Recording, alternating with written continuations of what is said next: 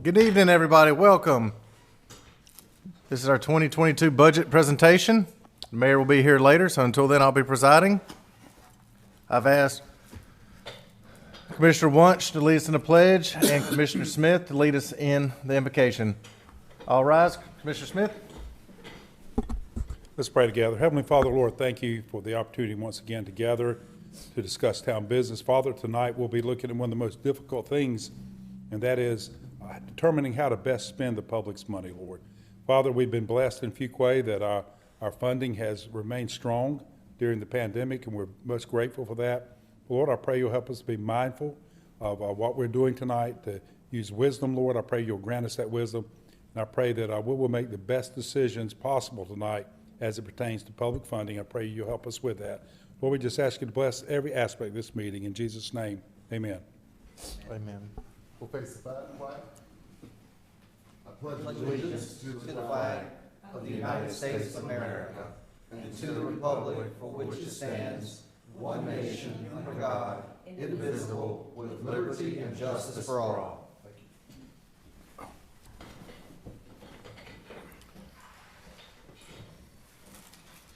It's a busy time of year and a busy, important meeting that we have tonight, setting the budget for the coming year. We've laid out a calendar that's been previously approved and had some hearings in regards to some input for tonight. We've had a retreat that's been involved with it. A lot of things have been talked about and discussed at retreat. And this is the evening that management and staff will present the budget, and the board will vote and approve on that in the future. But start the process of that tonight. All goes well, we'll have, by early June, the budget will be approved. Mr. Manager, you'd like to rock and roll with your presentation? Yes, sir. Thank you. And good evening, board members. It's nice to be with you on this evening, right after a town board meeting last night. And so we'll just jump right back into it. I do just want to first recognize we have a few of our staff members in the room with us this evening. First time in a while that we've had other staff in the room other than myself and Scott, our IT director. But with me tonight are Mark Matthews, our Assistant Town Manager of our Operations, Jim Seymour, our Assistant Town Manager of Development Services, and Joanne Crabtree, our Finance Director. And so we're very pleased to have them join us this evening. And as you can see from the presentation slide that is in front of you and that will be up on the screen shortly, all three of these individuals have been instrumental in assisting me in developing this budget plan for fiscal year 22, as well as the 5-year capital improvement plan that we'll go over later this evening as well for both the general fund and the enterprise fund. Additionally, I want to recognize our town department heads, directors. Each and every one of them have given substantial input in the budget process and have assisted with identifying goals and objectives that meet the vision that is established by this town board, both annually and forward-looking. And so to all of our directors who are here virtually with us this evening, I want to say thank you to you as well for the contributions that you have made to help put this plan before the board this evening. Okay, so as a reminder to the board and to the public who may be online tonight or paying attention or following this after this meeting, we did have a budget calendar that was adopted by the town board. That budget calendar included budget packages going out to department heads early February 1st, in fact, of this past year, or this year, giving them instructions on completing their budget requests and proposals for their various departments. We held a budget public hearing on February 16th. Concurrently, we also had a budget survey where we received input from citizens regarding the budget process. Budget requests were due to my office on March 5th, and here we are at April 21st. We're presenting the first glimpse and look at the budget, as well as this budget work session. From here, I will make a formal presentation to the town board during a public meeting, a regularly scheduled public meeting on May 3rd. This will be both the operating budget for fiscal year 22 and the capital improvement plan presentation. And then we will, at that point, look to schedule the public hearing as it follows this adopted schedule that was adopted by the board for June 7th. And there, barring no unforeseen circumstances, the board will be asked to consider adoption of the budget and the CIP at the June 7th meeting. Per North Carolina General Statute, the town's operating budget must be adopted no later than June 30th of this year so that we can begin the fiscal year July 1. Any questions about the budget calendar before I move forward? Okay. So let's jump right into the fiscal year 22 revenues. And these are just, this is like the 50,000 foot level here that I'm going to be reviewing with you with these numbers. We're going to go into a lot more detail on revenues and expenditures as we go through this presentation. But just to give you the sort of highlights of this, we are looking at ad valorem taxes to bring in a revenue of about almost $19.6 million. We'll talk about what goes into that in a little bit in the future. Sales tax, right at $7.5 million. Other taxes, $850,000. We have some unrestricted intergovernmental revenues and restricted intergovernmental revenues. They respectively are almost $2 million and $3 million each in revenue. Permits and fees, pushing upwards towards $3 million at $2.8 million. Sales and services, just over $3 million. We anticipate some small, modest interest. Interest rates right now are pretty low into the instruments that we are permitted by statute to invest in. But $50,000 is what we estimate we will receive. $50,000 in miscellaneous revenues. Every year we generally have some miscellaneous revenues that come in on some things that we may not be expecting. Maybe there's some grant opportunities that come available that we didn't anticipate. And so there's $50,000 in revenue there estimated. Loan proceeds of $5.4 million. We'll go into what those loan proceeds represent or reflect later in the presentation. There will be just over $1 million in this proposed plan of transfers into the general fund from other funds that we have for specific projects or expenses.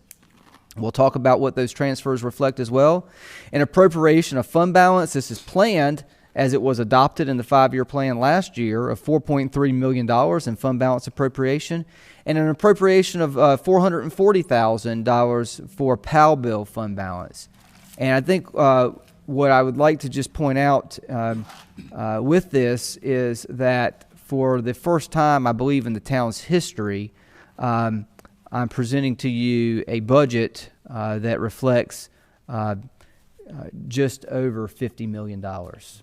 And so this is a reflection of the fact that we are a mid-sized, mid-tier community. We're one of the 30 largest communities in the state of North Carolina. And this budget reflects the growth that we've been experiencing here in our community. Moving on to just demonstrate at a high level that we do have a balanced budget. These are the departments in the general fund that represent expenditures. And on the left-hand column, you'll see department request, and on the right-hand column, you'll see the manager's recommended request for expenses. And so in governing body, if you'll look at the right-hand column, I'm recommending $422,938 in expenses. For administration, $825,980. Communications, $391,000. $582,000 in finance. $1,131,000 in engineering. $504,000 in public buildings, and $1.15 million in central services. You might need ask yourself or want to be reminded, central services. These are things like insurance, property and liability, workers' compensation insurance, legal expenses come out of this line item. General things that apply throughout the organization or throughout the general fund. Moving forward, more departments in our general fund. The information technology department at 1.2, human resources at 491, police at 6.4 million, fire at 6.3 million.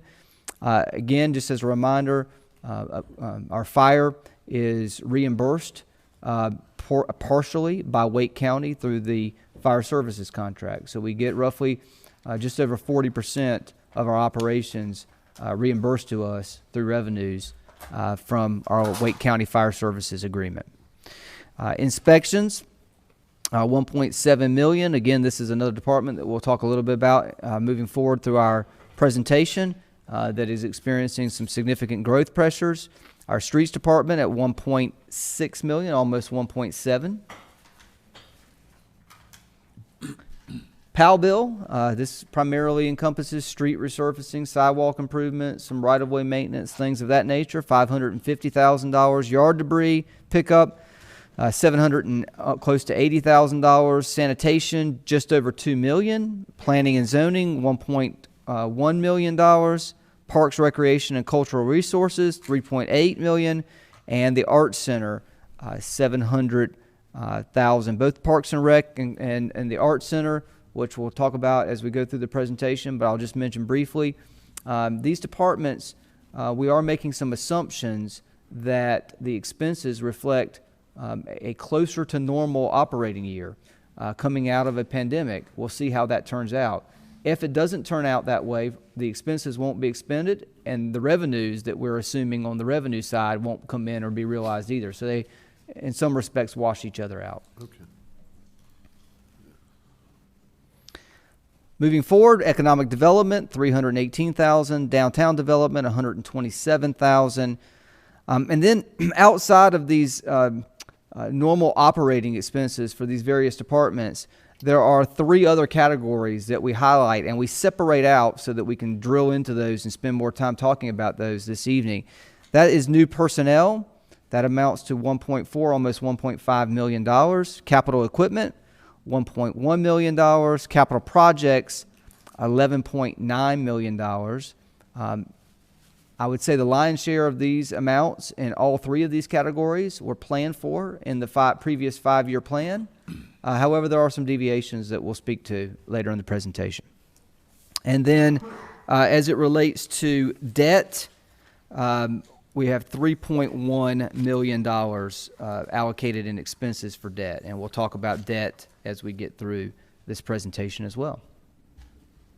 So here you see total revenues at the, again, the high level, the 50,000 foot level. Total revenues, $50,146,273 on the manager's recommended column. Total expenditures, the same, and that results in a balanced budget proposal, budget plan.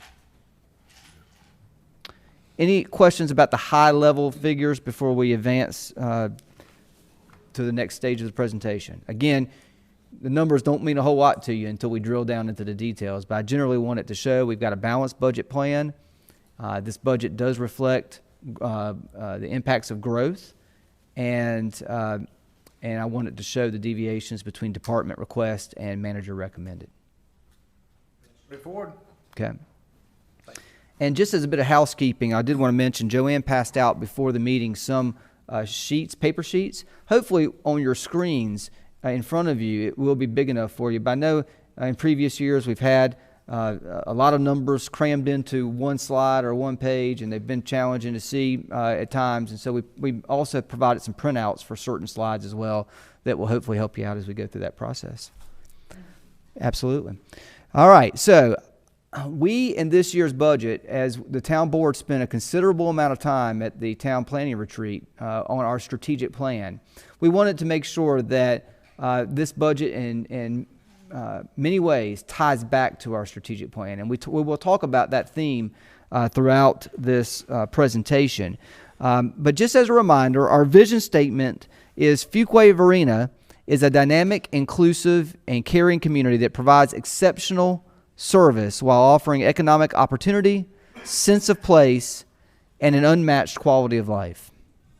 The adopted mission statement from our strategic plan is that the town of Fuquay-Varina will improve quality of life by developing and maintaining robust infrastructure, committing to environmental and fiscal sustainability, fostering economic and cultural opportunities, providing safety and security, and delivering exceptional municipal services, all while continuing to be a dash more.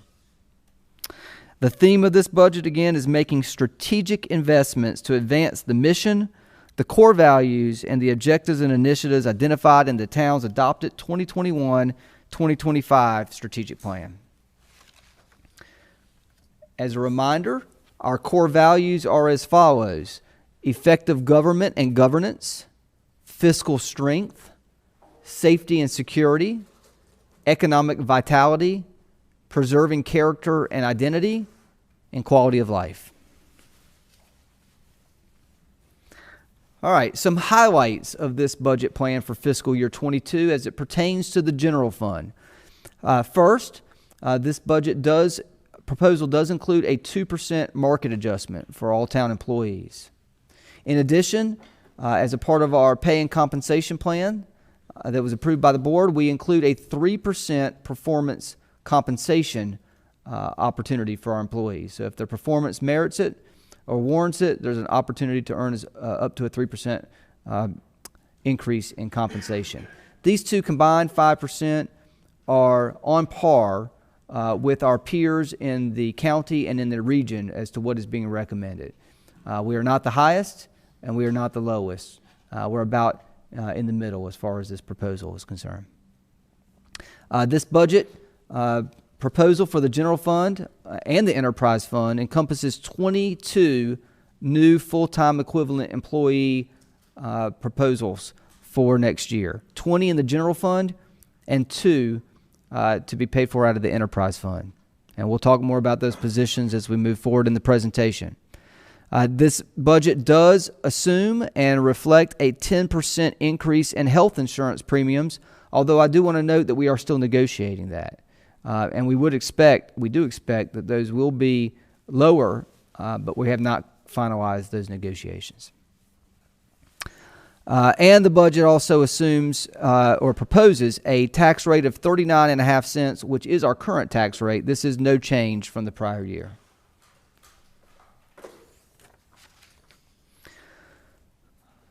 So moving forward to talk about additional budget assumptions.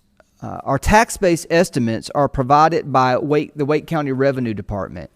New value as of January 1 of this year is $4.9 million, which is a tax base growth of 4.7% after exemptions and most appeals. This is about $213 million in tax value from growth.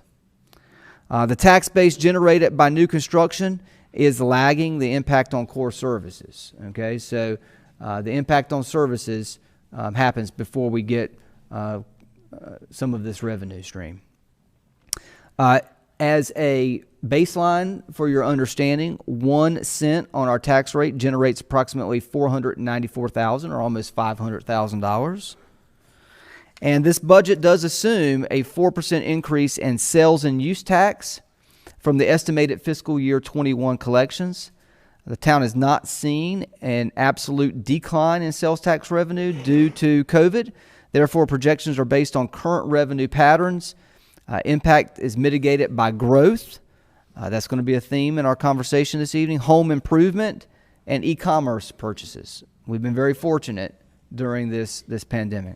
The first 6 months of this year, $3.56 million in sales tax has been received, which is $343,000 over the amount collected at the same time the previous year. Yes. You said May as of January 1st or 4.9 million. You saying that we have that much in additional revenue compared to the previous year? Not 4 point value. It was $213 million on the tax base. What does 4.9 million mean? Joanne, you want to expand on the 4.9 million?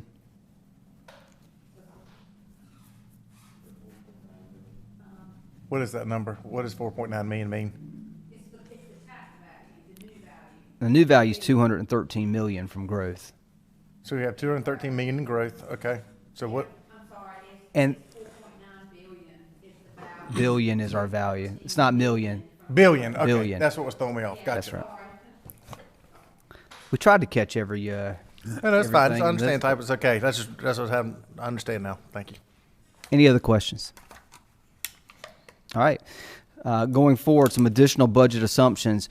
Building permits have increased significantly over the last 9 months, and this is generating a significant workload in our inspections department. You'll see some of that as we talk about new personnel. This budget assumes no growth in building permit revenues, but maintaining the same level next year, which is a 66% increase over our 2021 budgeted building permit revenue. So what we're basically saying here is that we're not recommending to get too aggressive in our revenue assumptions for this, but we do think that we're going to continue to develop and have an impact on building inspections at the same rate as we've had in the previous year. And that was a 66% increase over what we budgeted. So we see this pattern of development going on for at least another year. And we've kept that growth number down for a long time. We've been very Almost conservative. every year we did not go up that much, but now we've seen a pattern of it going on long enough that it makes sense to adjust up for it. That's correct. This budget assumes or reflects a $4.3 million general fund balance appropriation, which is consistent with our adopted 5-year plan and incentive agreements that are not completed in fiscal year 21. So the town board has approved a number of incentive agreements. We'll speak specifically to those later on in the presentation. Those will not be fulfilled at the end of this fiscal year, so we'll carry those over to fiscal year 22 since those are approved agreements by the town.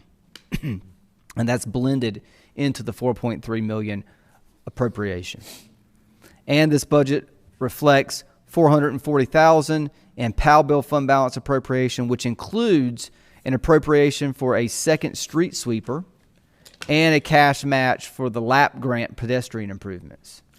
And so we are growing at a pace where we've added enough new subdivisions and new streets to warrant the need for a second street sweeper.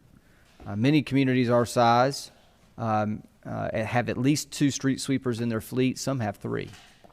And our 5-year plan reflects that growth as well that we'll talk about later on. Continuing on with some trends that we look at as we help to inform our development of this budget proposal. The first being single-family permits, and this is by fiscal year, and you've heard me talk about this at our meetings over the last several months about how we continue to break record after month after month after month, and this sort of reflects this. If you look at fiscal year 21 through March, we are already at 1,087 single-family permits issued. 3 more months to go. This exceeds any number that we've had in previous years. And we know that just through yesterday, we had 116 single-family permits issued for April, and we believe that will be a larger number by the end of the month. And so we're going to talk about the trend of where this is going in a minute, but you can see that we're experiencing some substantial growth with single-family permits, and this trend helps us to inform our assumptions for the budget. You know, it wasn't long ago that 550 to 750 seemed to be the norm, and then here we are 9 months through the fiscal year, over 1,000, close to 1,100. Another way to show this, building permit revenue. You can see as of April 19th of this year, we have exceeded $1.6 million in actual revenue. We budgeted $1.2 million, so we talked a little bit about that 66% growth in our budget assumptions, and you can see how that compares to the previous 4 years. Additional trends and analysis that we look at to help inform our budget assumptions. This is single-family permits by calendar year. And I think the important one to note here is, here we are through the month of March, just for the calendar year, 502 permits issued, single-family permits. This is not inclusive of multifamily residential. This is not inclusive of other permits for commercial and whatnot. This is just single-family as a metric. If we stay the course of where we've been with the first 3 months, and we stay on that average, we're going to exceed 2,000 single-family permits for the calendar year.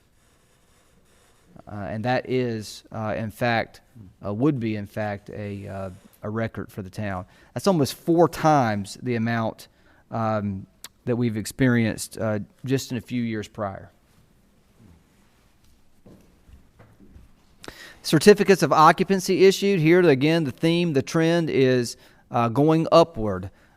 Almost 1,200 is what we project by the end of the calendar year for certificates of occupancy issued.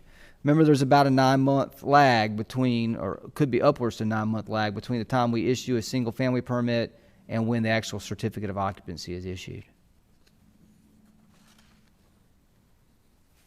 And here, inspections performed, and this helps with the informing of our new personnel request that we'll talk about in a moment.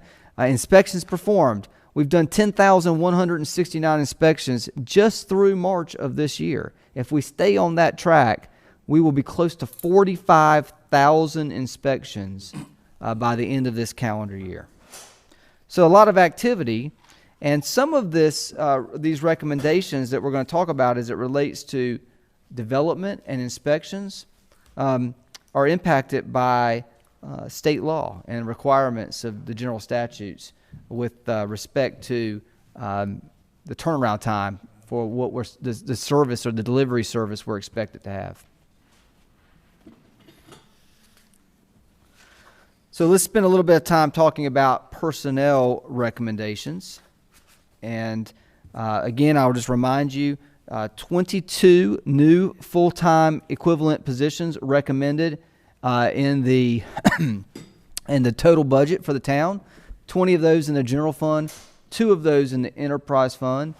While that may sound like a lot, just in a brief canvas of some of our peers, this is not an unusual number. And in fact, many of our peers in the county and the area are actually asking or requesting, recommending more positions than what we are here in Fuquay-Varina. And a lot of that is driven by growth, again. Full-time equivalents in this proposed budget are in the police department, the fire department, inspections, human resources, finance, public works, information technology, and parks and recreation and cultural resources, a total of 20, and they're directly attributable to growth, public safety priorities, addressing the demand that is consistent with the consistent growth has put on the core services of the town. Strategic investments in new personnel are needed to advance objectives and initiatives identified within the core values of the strategic plan, particularly in the areas of safety and security, effective government and governance, and fiscal strength. So these personnel recommendations are tying back primarily to those core values, but in many ways to more than just those. And full-time equivalent positions in the Public Utilities Department total 2 of the total 22, and they are to provide support in customer service and billing, because that too has grown as well. Our customer base has grown, and our utility customers have changed over time in terms of volume, and due to customer growth, and an assistant public utilities director. And this assistant public utilities director was planned and approved in the previous 5-year plan. Any questions about these recommendations? In a moment, we're getting ready to dive in deeper about how they impact the specific departments. You know, in the utilities side, we invested, I don't know, several $1 million a few years ago in the meters, being able to read those meters a little better and gather information. And I think we all saw a visual reduction in staff in that time period. And we've probably grown through that now. Yep. So I don't know, you might want to comment on that. Yeah, the goal of that capital investment, that strategic investment, was to mitigate the need for additional staff in the immediate. As we continue to grow and our volume changes as a community, there's still going to be meters that have to be installed, not read, but installed. They have to be maintained and repaired, and that will require human capital to do that, but we've been able to delay and put that off as a result of the capital investment. And the capital investment will be more user-friendly to our customers as well. Now, the installations that are made now, are they done by us or are they done by the developers? The installations are in some cases done by the developer, but in some cases we install replacement meters. The new ones are done by developers, Correct. and the replacement units are done by us. Correct. Or repair units, exactly. You know, I saw them out repairing one yesterday on my walks. And there's a lot to digging up a meter. Oh yeah. I mean, the pipes and everything, the older pipes are given out, and we have to really pay attention. There's absolutely infrastructure that surrounds it, that ties into it, that you have to be thoughtful about as you're making that installation Yes, sir. or repair. Any other questions before we move forward and dive into these positions with respect to the individual departments? If not, I'll advance the screen here. So here are individual departments for the organization. On the left-hand column, you'll see department request, and on the right-hand column, you'll see manager recommended. And so no increase recommended in the administration department or communications department. Finance has a recommendation of 1 additional staff person. Police, 4. Fire, 3. Inspections, 2. Engineering, 1. Information technology, 1. Human resources, 1. Streets, 1. Debris, 1. Sanitation, 3. This was planned again in our 5-year plan for adding a new a new crew and a new section of town to divide up our sanitation collection routes. Public buildings, none. Planning, 0. Economic development, 0. Parks, recreation, and cultural resources, 2. Arts center, 0. And public utilities, 2. So 22 total. The table reflects total department position requests compared to managers' recommended positions. It should be noted that positions requested by departments in the fiscal year 22 primarily reflect those identified in the 5-year plan, and a limited number of positions are required to address the strategic plan priorities that were discussed with management and shared with the town board at the strategic planning retreat.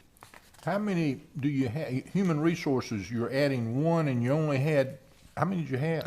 So right now, our human resources department has 3.5 full-time equivalents. And so our HR director, and then we have a HR specialist, a safety officer that we brought on in our organization last year. That's right. And then we have some a support staff, half a person dedicated to support staff.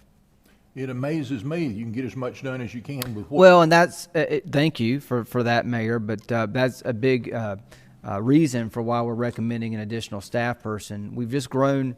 We talked about it last night. 200 and we'll get to this in a minute. 283 employees. These additions, if approved by the board, will take us over 300. We're not a small organization anymore, and we're not able to achieve the goals and objectives that you would like for us to achieve, what we would like to achieve as an organization without the human capital needed to implement those. And you're managing them from multiple locations, too. That is true as well. That is true as well. That's a good observation.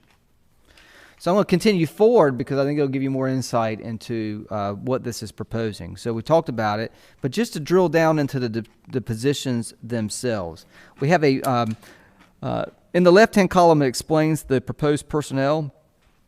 The far right column has a amount tied to these positions, and this amount is more than just salaries and benefits. It also includes all of the equipment needed to fulfill this individual being able to do their job. And so when you see some of these numbers, it's more than just what the base salary and benefits includes. So we have a budget analyst. And let me just back up and say, kind of in the middle column, you'll see the word new.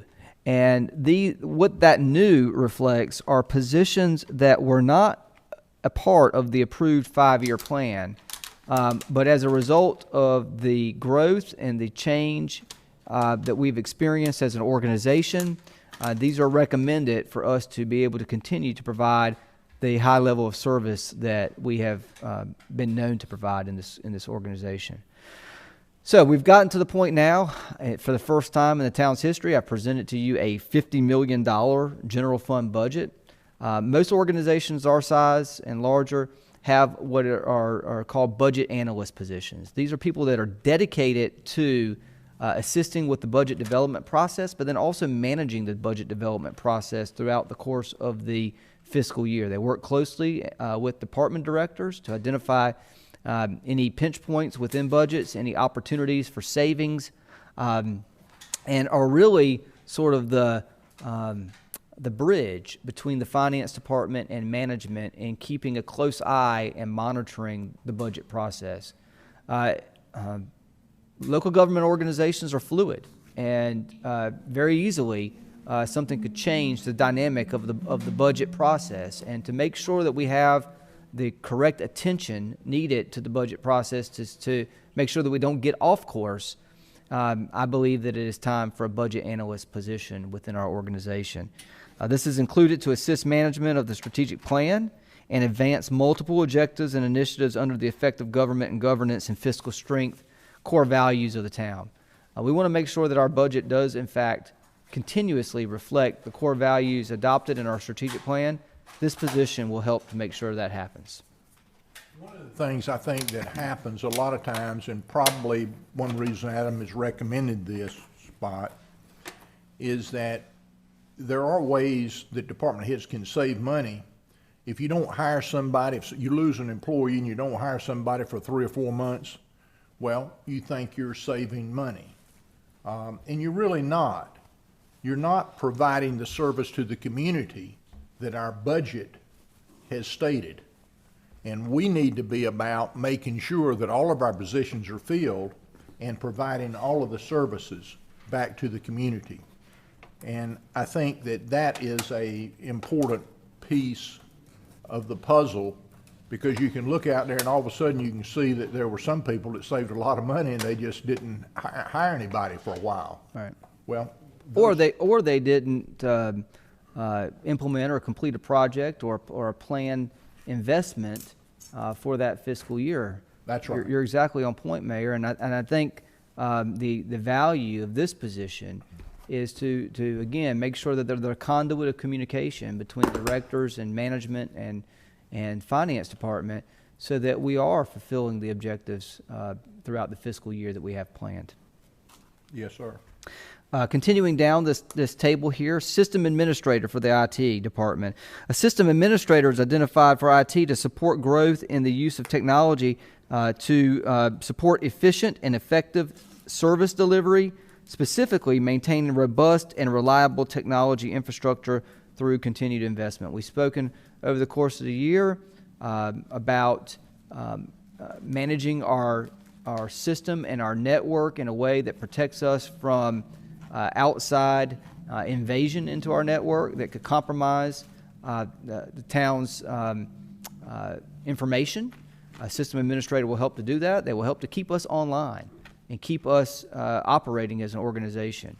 Without technology today, we certainly cannot be as efficient as we'd like to be. This town board is to be commended for making considerable investments in technology over the last 5 to 7 years, but that theme and trend should continue. And in order to do that, this position will help to assure that we are operating to our full potential. And this was a position that was identified in the 5-year plan, just not for fiscal year 22, but the need has arisen to advance this, I believe. Moving forward, HR analyst.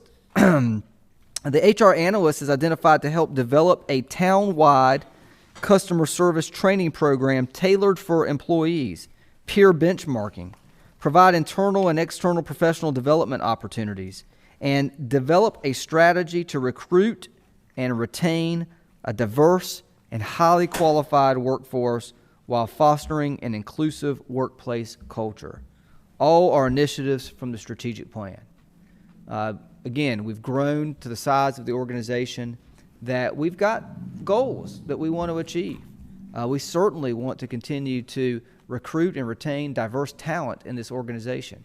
We simply cannot hit all the marks if we don't have the staff to help us do this. And this may be one of the most critical positions in this budget recommendation.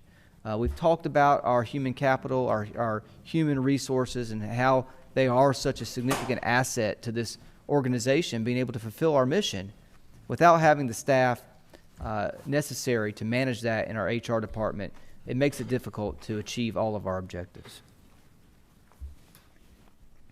Parks maintenance worker, this was contemplated and approved in the previous 5-year plan.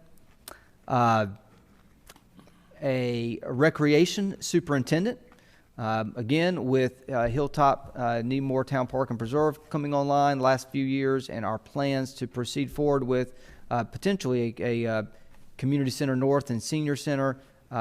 We need to begin, just as we did for the Arts Center, staffing up for those so that we can better plan and better be prepared for when they come online.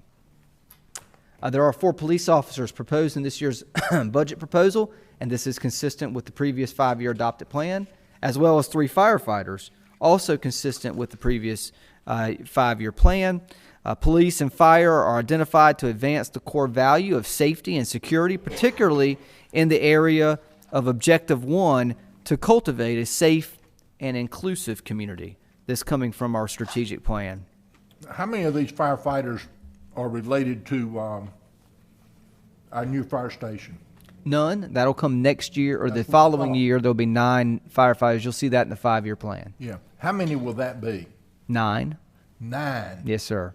So we will move from a total of, how many do we have now? I'll have to get to that slide. We'll get to that in a Okay, moment. all We'll touch on that.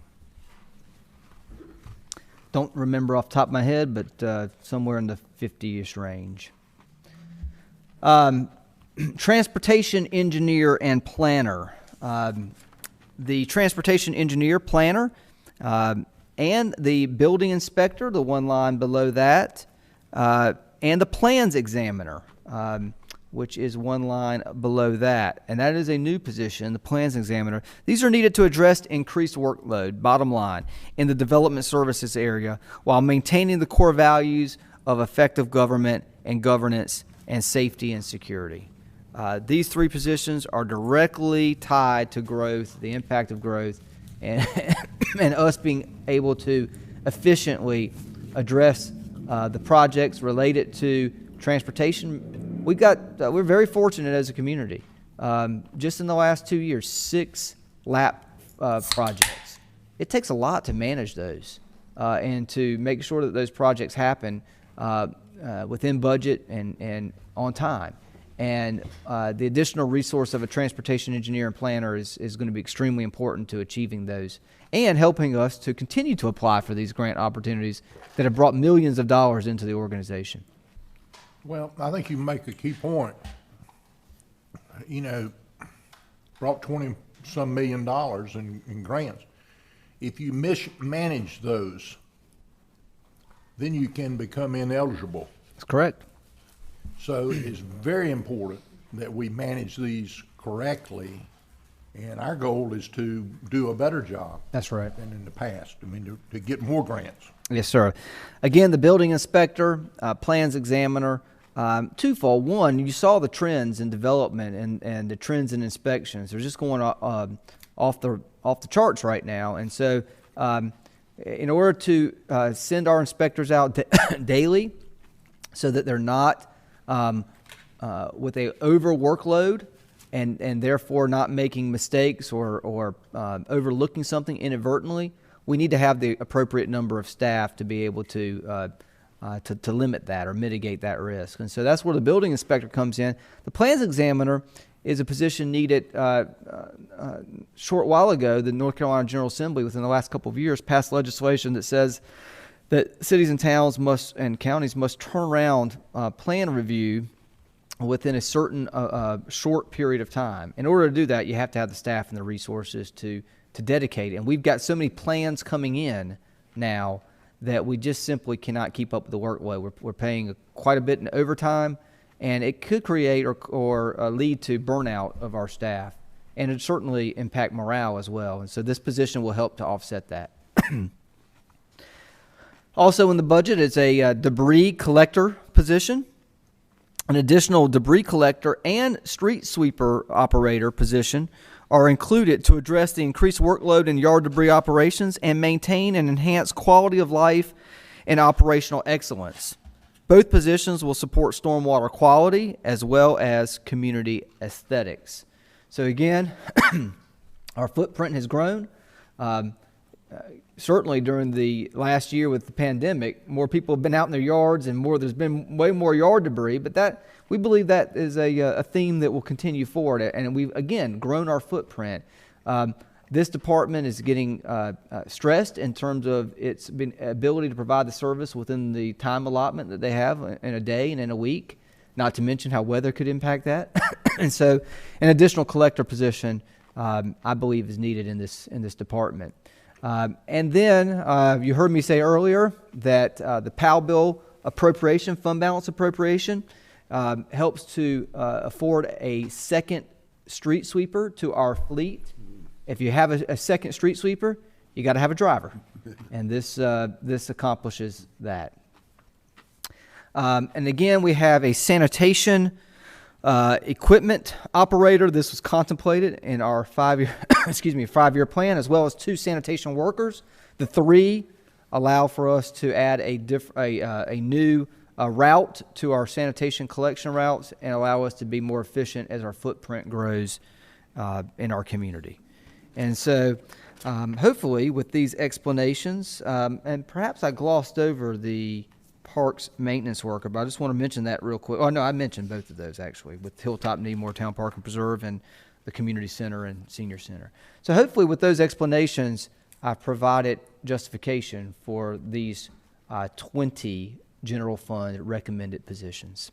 We'll talk about the other 2 in the enterprise fund as we move forward. Any questions about When you these? say a new route, how do you figure? So we just we've got the footprint of the town, and right now we've got the red and the green and that's right. What's And- the other color? Well, there's 3 of Blue. them. There's 3, and no, now you're thinking about days of the week and Yes. and whatnot. But we have crews for our sanitation department, and we divide them up into routes, and those crews service those routes. As our footprint has grown, as our customer base has grown, those 3 crews are not able to complete the collection of. But we won't be changing anything from the colors that we've got out We'll there. be adding a 4th. Adding a 4th color or just a 4th pickup group? 4th route, and so we've got 3. Now we're not changing the blues and the greens. Okay, that's That's right. where I was coming from. No, we're not changing the Yeah, blues and the okay. greens. We're just adding a 4th segment to our town so that we have a crew that goes to 1, a crew that goes to 2, a crew that goes to 3, and a crew now that goes to 4, so that we can efficiently complete the collection of revenue, or not revenue, that would be nice, the collection of refuse Debris. and recycle during the course of the week. Very good. Those men and women start early in the morning doing some of their jobs, to try to beat the traffic and roads and just general congestion that goes with cleaning streets and sanitation. And I get tons of compliments on that department and what they do. And so needing some more help and needing personnel right here to continue to keep their quality of service that they do is incredible. And so that glad to hear that. It is no surprise with the direction of things you talked about needing another route right there. And I know that 4th route will do just as good as the previous 3 routes have been. And what sometimes is not contemplated, but thank you for that, is, and you mentioned traffic, trying to beat the traffic. In addition to the collection of garbage and recycling, they got to take it Take it to to the dump. the recycling center, to the landfill. And now they've got the traffic that is on those major roadways to contend with as well, to get there, to dump it off and to get back.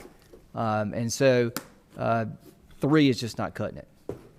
And I mean, they have jobs at 4:30 in the morning half the time. I've seen them out early before. Yeah. They also work on holidays, and they keep the cycle, they keep moving it forward. And They do.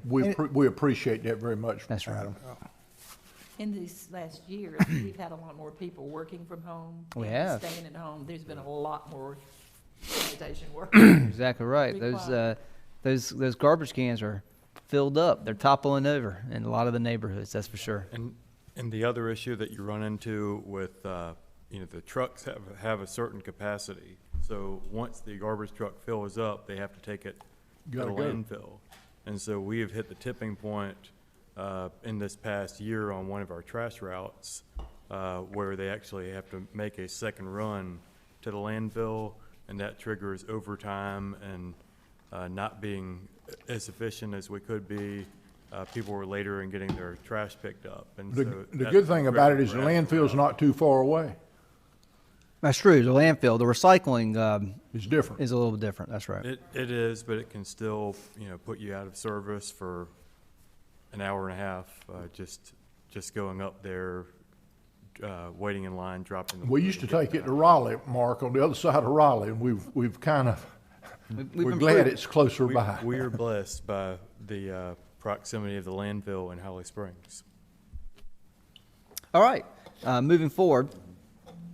And these positions, just by the way, I'd be remiss if I didn't say, they do total to 1.4, almost $1.5 million.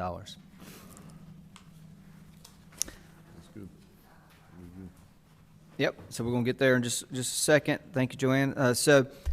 Just to drill in a little bit on total positions within the organization, I think the mayor referenced this a little bit earlier. We have 283 current positions. With these 22, if approved by the board in this budget proposal, it would take our organization to 305 total full-time equivalent positions. So again, we're no longer a small organization. We're a changing community, and as a result, our organization is changing as well. I'm amazed you're getting by with 8 people in engineering.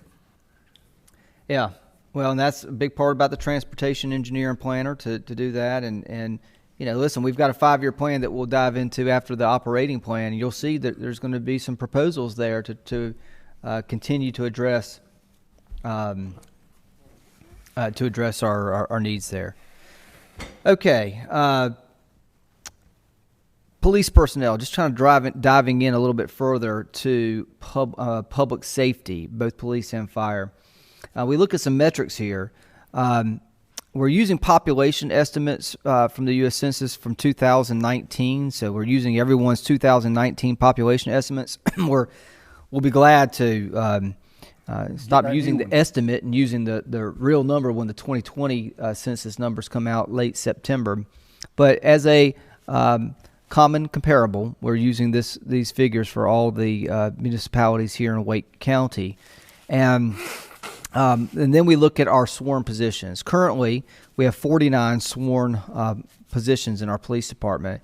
And this provides an officer to population ratio of 1.6. And you've heard me say in years past, there's sort of an industry standard for how many officers you want per 1,000 in population.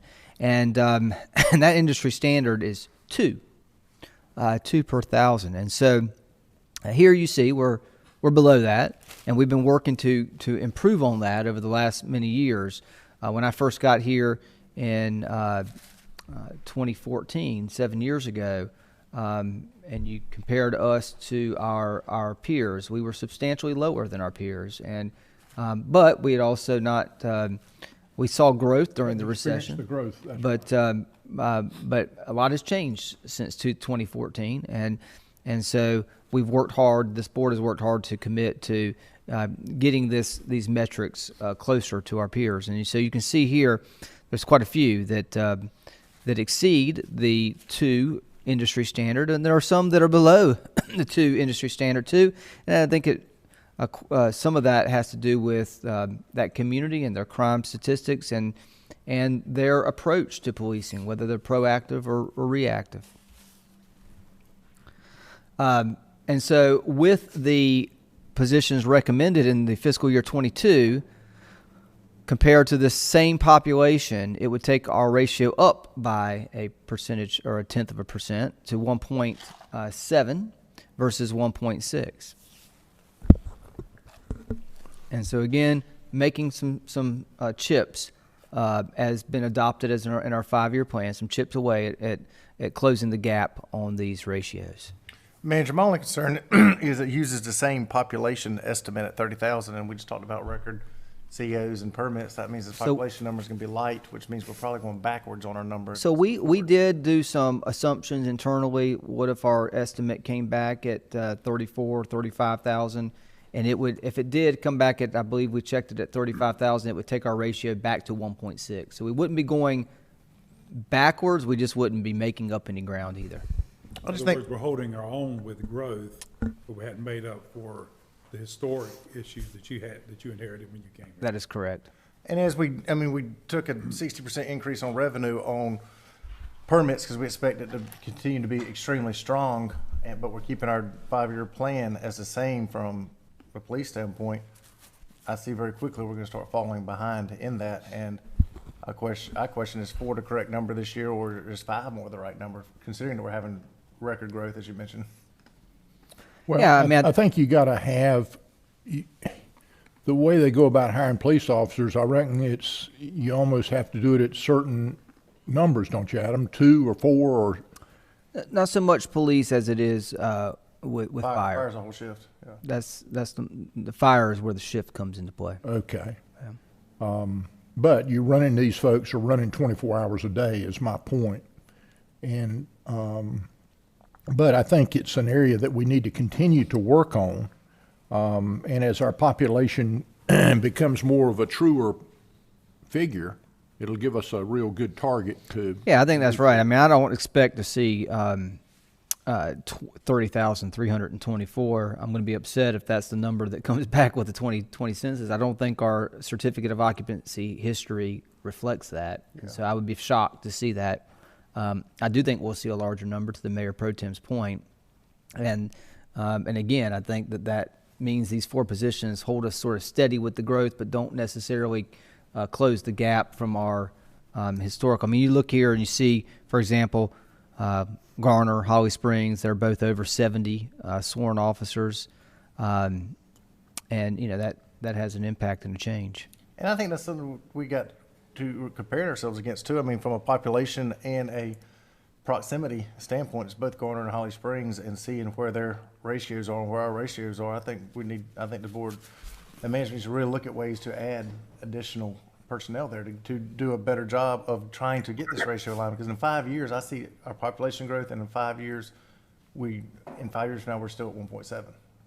Right, as a best case scenario. If anything, we're falling backwards a little bit. Well, and I think as it relates to the 5-year plan, you're probably correct. And I think the reason why fiscal year 22, sort of to the mayor's point, the reason why fiscal year 22 didn't deviate from the 5-year plan is we thought by now we would have seen the census results, but they obviously got delayed. And September, October, when is it? late September. Late September. So the approach here was to recommend something consistent with the 5-year plan, but I acknowledge we will very likely have to revisit this with the future 5-year plan or even next year's budget, because I do see us not making up the ground that that the police chief and I think are necessary to continue to address the change in our community development. Whether we go to 5 next year versus 4, I think that's really a policy question of the board as to whether there's an appetite to deviate from the 5-year plan. I think that 5 certainly would be welcome, and it would help. Next year, not this year. Fiscal year 22. And maybe what we ought to do is really look to bumping it, bumping the 5-year plan up, because what we're seeing is a little bit of backsliding. Yeah, so I agree. That's what I was trying to see what you're saying. I agree with that. So what I thought I interpreted you saying, Mayor Pro Tem, was do we, in fiscal year 22, which is what the budget we're talking about, do we go from 4, which is what is being proposed here, to 5? And I think that's a policy decision that the board wishes to deviate from the previously adopted 5-year plan to do that. I think if, from the mayor's standpoint, going forward, we need to closely evaluate that for year 2, year 3, year 4, and year 5. If we do a change in fiscal year 22, deviation from the 5-year plan, I don't think you'll hear any objection from management or the police chief on that, whether it's 4 or 5. But I think that's a policy decision that the board would need to debate and make. In other words, right now, you're at 4, and, what I'm saying is, you plan it the best you can and go ahead and get it in that plan. We can do it this year, or we can just make sure we get it in the plan for next year, and that. For would- year 2, you mean? Mayor, that would Year be, 2. that's really, if you, obviously you and the police department feels comfortable with these numbers, that's what you're recommending today, and that's, the request was for that. But, and if we're not going to add one today, and it's not, then I want to see the 5-year plan at least amended. My Okay. direction tonight would be amending the 5-year plan to show reflecting our growth, or we need to not have growth impacting our budget so much. And Fair. I feel like talking both sides Fair of my mouth if we're not doing that there. So I'm okay to stay to 4 tonight, but when it comes time for that, some proposals to increase. All right, well, we'll talk about the 5-year plan later tonight as well. Any other input on police before we transition to fire personnel? All right, I think what you're saying is we're in a growing community, and I can tell you this, when we opened Walmart, in that shopping center, Home Depot, it took put a lot on our police department. We're getting ready to move to another facility that is going to be similar in a lot of ways, but much bigger, and it's going to take more on our police department. We all know that. That's true. And it's no need to, say that we don't know it. And I think that's an excellent point. I think you just need to kind of look to the future. As we decide to do things, you got to train these folks and move them up. Okay. Yes, sir. I was just gonna say, Adam, I think the concern is that, even when the census numbers come out, every month that we were in the pandemic, we saw another record-breaking month of new single-family home permits. And so the census number will be the number for when it was taken, but we're growing so exponentially compared to previous single-family home permits that, the number is gonna be a lot higher quicker. Yeah. And so I agree that we need to relook at that 5-year plan to make sure that we have adequate amount of police and officers and firefighters. The challenge that we have in a growing community, we'll talk about that when we get to 5-year plan. I see your point exactly, Commissioner Wunsch. The challenge that we have is we have, based on our revenue assumptions, and particularly with the tax rate assumptions, we have a finite amount of revenue. Right. And police isn't our only need. We have competing needs within the organization: planning, inspections, fire, police, engineering, sanitation. And so, in some ways, these numbers are recommended or proposed to try to yield the most for each department. But in other ways, it's also to try to balance a budget that meets your goals of maintaining rates and fees and not getting too overwhelmed in that area either. And so there's going to be a balancing act that when we get to the 5-year plan, we're going to have to talk about. And so we'll have that conversation when we get there. But I wanted to throw that little bit into y'all's mind so you can be thinking about that, because there may come a time that we have to revisit rates and fees to address our needs moving forward. I'd just make sure you get 5 in there. I understand. All right, so moving forward to the fire and the metrics there that we look at from a comparison standpoint. Here again, we've got our communities in Wake County. These numbers aren't population. These numbers are the numbers of residents that are protected in the fire service district that each of these communities represent. And so you see 59,500 is the estimated number for fire tax district. We have a coverage area of 66.6 area, and then we have responses, 4,307 responses is the most recent number there. And so we have 54 current, Mayor, to your question, 54 current sworn positions in the fire department. And we you're gonna look add, this year we're adding how many? 3. 3. So that'd bring it to 57 plus the 9 in the following year, 66. 66. Yep. And that puts you a little bit more on par with, Garner, Wake Forest, and Well, again, we don't we know that Garner is adding another fire station or potentially 2. So as we're growing, they're growing too. So I'm not sure it brings us exactly to them, but it brings us closer to being on par. yes. We're starting off 9 behind them in this current year. And then we look at the population ratio. The population ratio, we want to be higher. The industry standard is sort of around 1 firefighter per population served. Which where? 1. 1, And so we're at okay. 0.9 currently. The coverage ratio, the goal there is for it to be higher. We're at 0.8, which is sort of in the lower end when you compare us to Holly Springs, Wake Forest, Apex. Certainly Cary has a... What is coverage much- ratio? Tell me, describe. that means firefighters per area covered. You'd like it to be 1, right? What's that? 1's the goal? I think the goal is for it to be north of 1, but 1 isn't bad. 1.5 is probably closer to where you want to be. Is that adding the additional station will help us in this category? Now, this is all about personnel. This doesn't have to. Well, yes, the people. Yeah, yes, that's right. You're It would exactly help right. move us up the That ladder. will change Okay. when we put that station online. You're correct, Mayor. And then the response ratio. This you want to be lower. You want the response ratio to be a lower number here, and so 80 is it's kind of in the middle. 60 or below is sort of a benchmark. And so with the addition of 3 firefighters, it would take us to 57. It would get our population right at about industry standard. Our coverage ratio would climb as well, which is a little bit better, and we decrease slightly our response ratio. So we're moving in the right direction is the point here.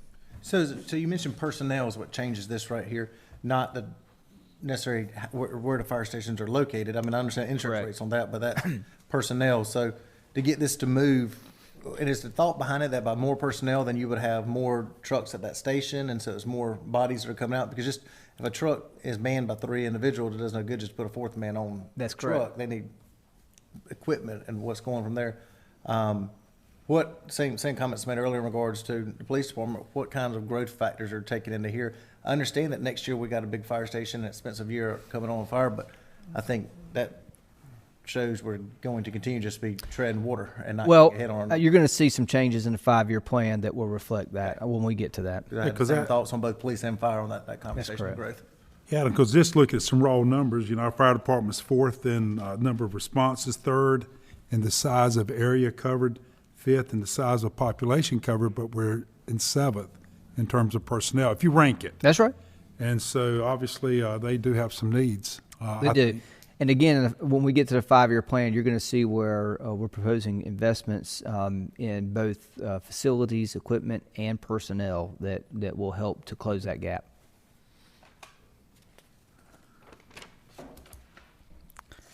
Any questions about the fire personnel? We're going to move forward to capital equipment, if not.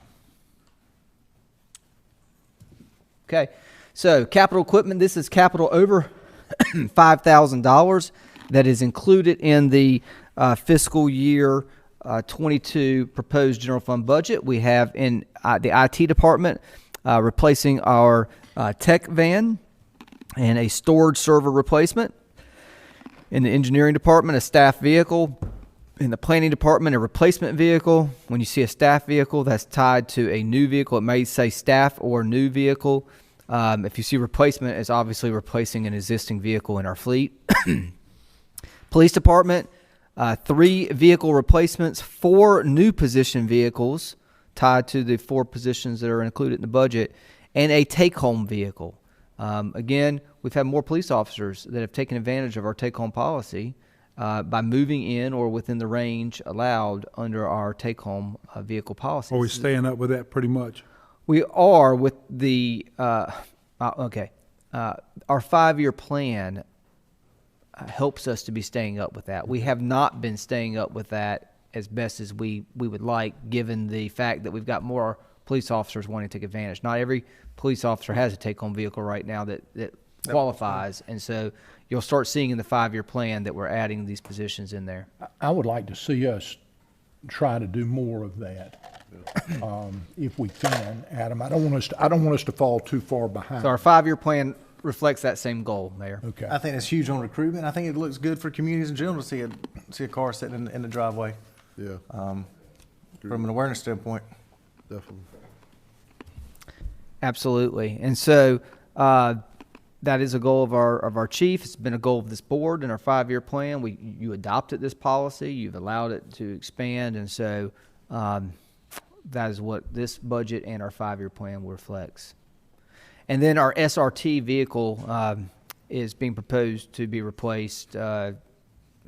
It's in need. If you need a reminder of what our current SRT vehicle looks like, I'll try to arrange for that to be shown to you. But It's better than when they used the old jazz band truck. That was always funny. Let me ask you this, Adam. This does not reflect any trade-in values, or how do we, are all these new vehicles you're putting in here? These are new vehicles, vehicles tied to new positions or replacement vehicles. When you say replacement vehicles, that's Vehicles where that it have gets me a cycled little bit. Vehicles that have cycled out. They've hit their life cycle, and we need to Okay. replace them. Does this include the trade-in value? Is this a net, or is that another number somewhere else? That's another number on revenue. Where is that number? That's on revenue. If we get value for it through selling it on Gov Deals or trading it in, that would be reflective in the revenue. Okay, and we'll go over that too. Well, we generally went over that. We have a miscellaneous revenue that we talked about maybe prior to you getting here, Mayor, that we've got $50,000 set aside for. Okay, and these items are included in those as well? Replacement vehicles and the value for those would be included in that number. Okay. Yes, sir. And I have to be honest, some of our vehicles that we're replacing, we've gotten They're not worth much. we've gotten the full life out of. There may not be a whole lot of replacement value. I would say to you, what you can get, it's kind of amazing since we've been doing that Gov Deals You're now right. for a good number of years.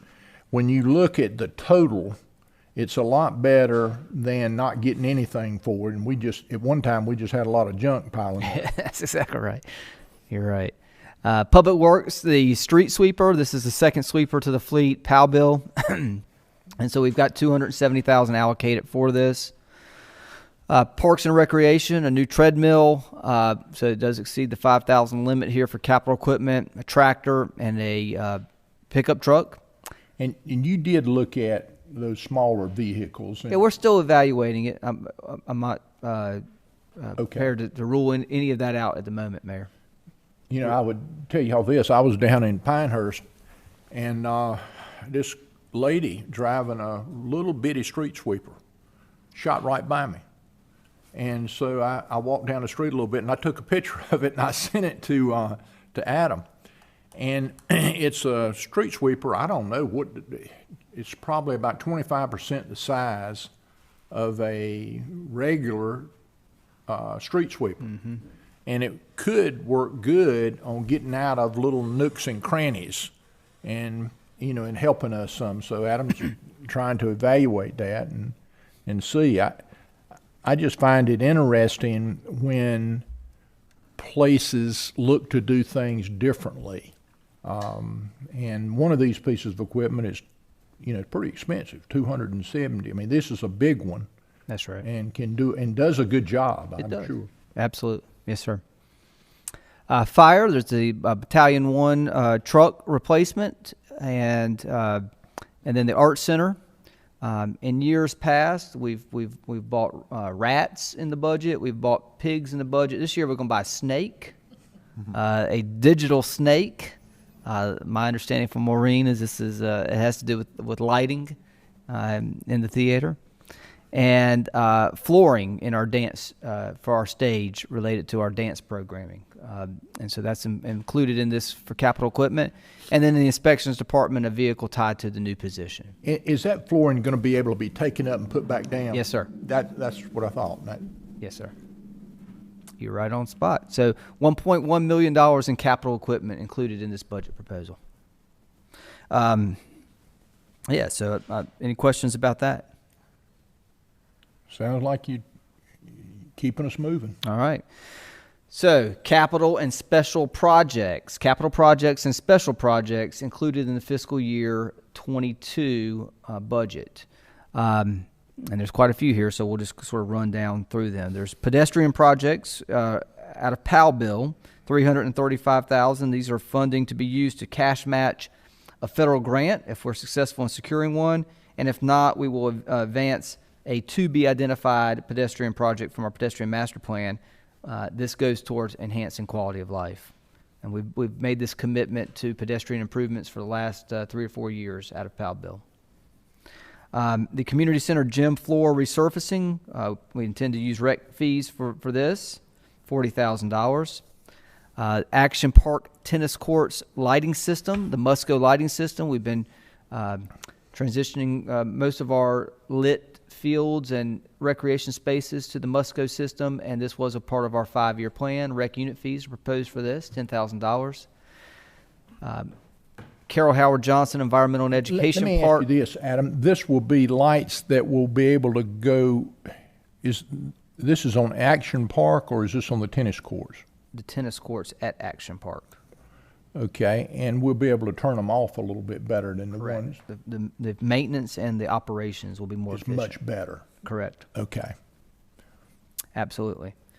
The Carol Howard Johnson Environmental Education Park trail improvements here, $250,000 rec unit fees, and the bridge replacement. Both of these identified in the previously adopted 5-year plan.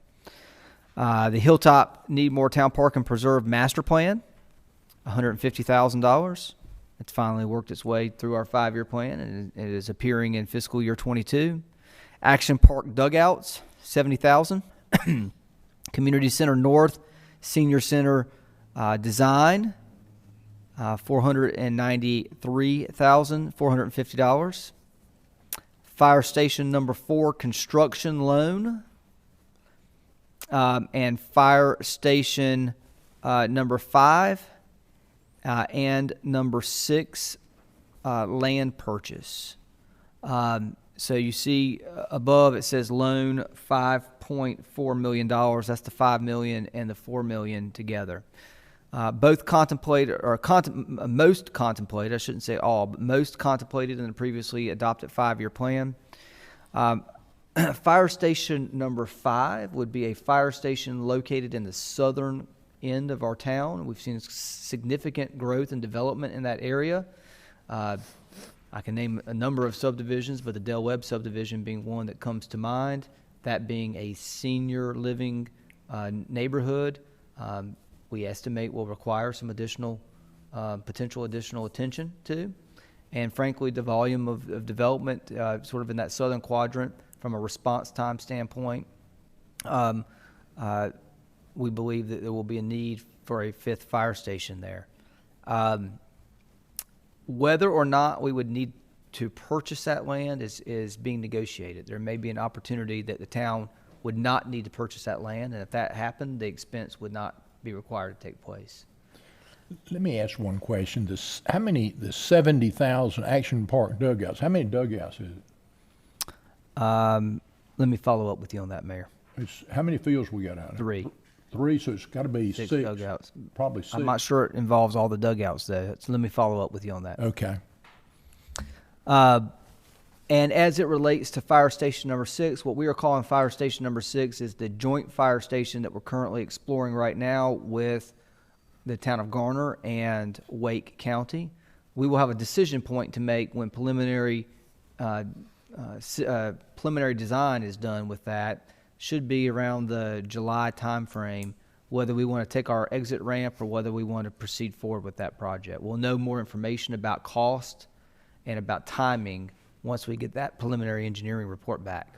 The truth of the matter is, sooner or later, because of Interstate 540, we're going to need something up in that area. And we think so, but we're also evaluating Be a lot of commercial. We're evaluating that perspective from the Department of Insurance point of view. We're having conversation with them right now to validate and confirm that assumption. Okay. That's right. And so those are accounted for in this fiscal year budget plan. Station number 1, exterior painting. Station number 2, interior painting and parking lot resealing. Again, 5-year plan projects. Addressing life cycle replacement of facilities and infrastructure that's consistent with the industry norms. Commercial retail project infrastructure support. This would be year 2 of this project that we committed to through a development agreement. A market analysis study, this being a program to advance the objectives and initiatives within the core values of economic vitality, and this was discussed as a part of our strategic planning retreat back in January. Does that have anything to do with, and I remember talking about that, and I remember I asked quite a bunch of questions about it at the time. Is that an area of a study or anything on here that also takes into account employee pay? No, Pay scale? not that program. Are we talking about that later or anything like that? We will talk about that. Okay. Yeah, what's the answer on the dugouts? This covers the Field 3 dugout, so it's 2 dugouts and a score tower. So it's a little more than dugouts. That's I mean, right. that was my point. The Yeah. biggest expense is the score tower itself for Field 3, but then you have 2 dugouts as well that need a replacement. Okay, thank you. And it's a part of our Parks and Rec master plan. Sure. Yes, sir. Sure. I just didn't want folks to think we were, building dugouts like they got in Yankee Stadium or something like that. Yeah. That would be nice. And so moving forward, the Raleigh Street Mixed Use Project. This is a development agreement that we had previously approved. Won't be spent out in fiscal year 21, so it'll be a carryover, so it'll show as an expense in 22. Manufacturing expansion incentive.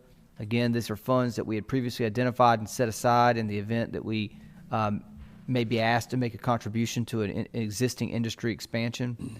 And then this proposed plan also includes the Anger Road parking lot improvements. This is the property that the town purchased behind or beside Fire Station number 1, and is identified as a goal for improvement in our downtown, adding more parking to our existing inventory or to our inventory of parking. And we factored this into our plan as discussed at the town board retreat. Crosswalk additions and improvements, our downtown master plan. We're working through that process right now, but we feel like we're going to need to allocate some additional resources to that master plan with some consultation support with next year's budget. So we've proposed to include that there. The North Ennis Street landscaping, we talked about that at our town board retreat as well. This is the area sort of behind CVS Pharmacy and between the railroad property, adding some aesthetic improvements there that screen some of that area from public view and makes it generally look nicer and appealing to the public. Our economic development incentive agreement with the Aviator, they are moving forward with this project and have recently communicated with our planning department on schedule. And we anticipate that even though it will not be spent out in fiscal year 21, that it will be in fiscal year 22. So this will also need to be carried over. When we did the renovations to the Old Town Hall, now the existing police department, we did a facilities assessment at that time and identified that there would be a need to replace the roof of that building, and so that is factored into this program as well as some of the windows, cosmetic improvements to the facility with some of the window replacement. Okay, so the last two items the next item I want to spend a little bit of time talking about is the addition of office space. So we are growing as an organization. We're proposing 22 positions. We just don't have the existing office space to accommodate 22 positions Fortunately, we designed this building in a manner that would allow us to convert some existing space into office space, and these funds would account for the design of that and the actual construction of the conversion of our space into additional office space. So it may involve unused space on the second floor being converted to office space. It may also involve some existing conference room or a conference room or two downstairs that may be converted into office space. But this money would be spent in this building, Correct, yes, sir. okay? And then the form-based code update. This is something we discussed at the town board retreat, and is something that we've also identified in our 5-year plan to better define our form-based code objectives and goals, so that we don't necessarily leave that vision open to interpretation of development, that it's very clear what our vision is, what the town's vision is, so that developers aren't misled in that process. And so these funds are set aside to assist with consultation to help us make those improvements. And so these capital projects, special projects, amount to $11.9, almost $12 million, but there's two big ones in here. The $5 million for the construction of Fire Station number 4, and the $3.5 million, the second year contribution to the commercial retail project that the town has a development agreement with. So when you factor those out, it doesn't look as big or significant of a number, those two being the lion's share. I do want to draw to your attention the one bullet point below. Let me ask this question. What is there, it was some time ago, there was some talk about possibly getting some help from the county on our new fire station. Oh, yes. Is that still a possibility? Yes, sir, and there's a revenue accounted for that as well. We are in the process of working through agreements to bring to the county commissioners and the town board for consideration. That would involve the contribution from both Wake County Emergency Management Service and the contribution from Wake County Fire Service. Combined would amount to about 40% of the cost of the station. I would encourage any of you commissioners to contact the Wake County commissioners that you know and encourage them to be for that as we move forward on this project. Yeah, I'll send you the cue as to when the time is right on that. We haven't got the agreements Lined out yet. in final form yet, but there will be a time for that it would be helpful to communicate with your peers at the county level and let them know that we appreciate their partnership and support, because not just Fire Station number 4, but there's going to be a Fire Station number 5 potentially, and a Fire Station number 6, and we want the county to be a partner in those as well. The one notation here I want to draw your attention to is, again, we got to balance priorities and try to figure out how to balance a budget. And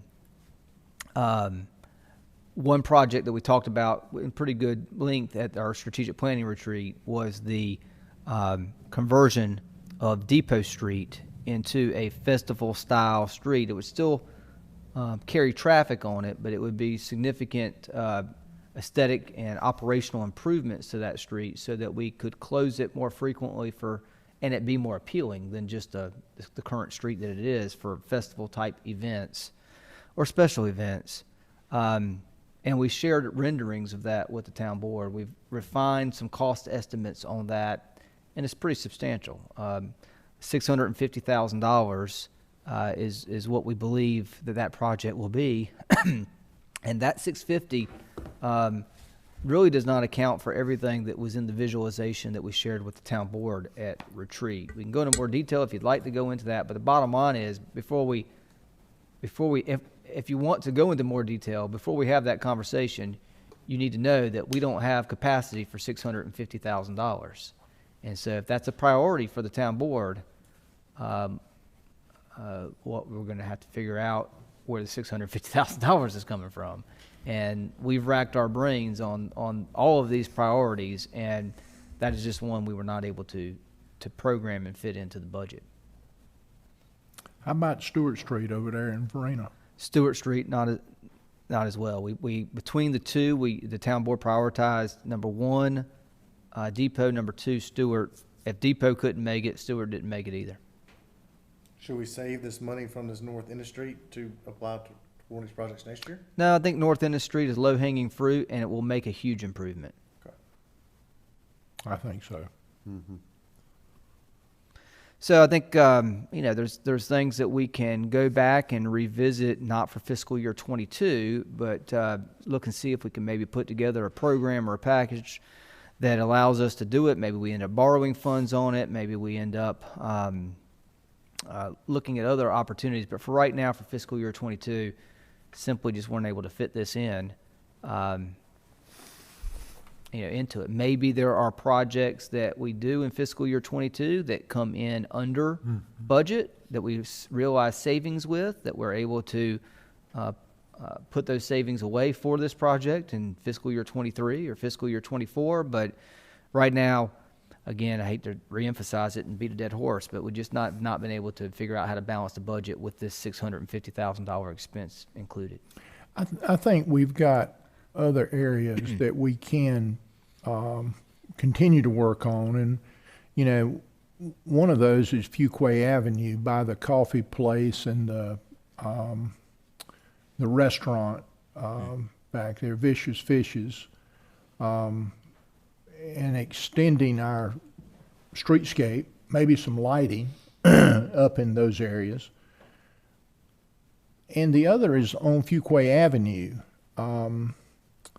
I think you got a plan on that four-way stop there, but there's some spots there, kind of behind Ashworth. Spring Avenue, you mean? Spring Avenue, yeah, on that side that, maybe a block and a half or between, where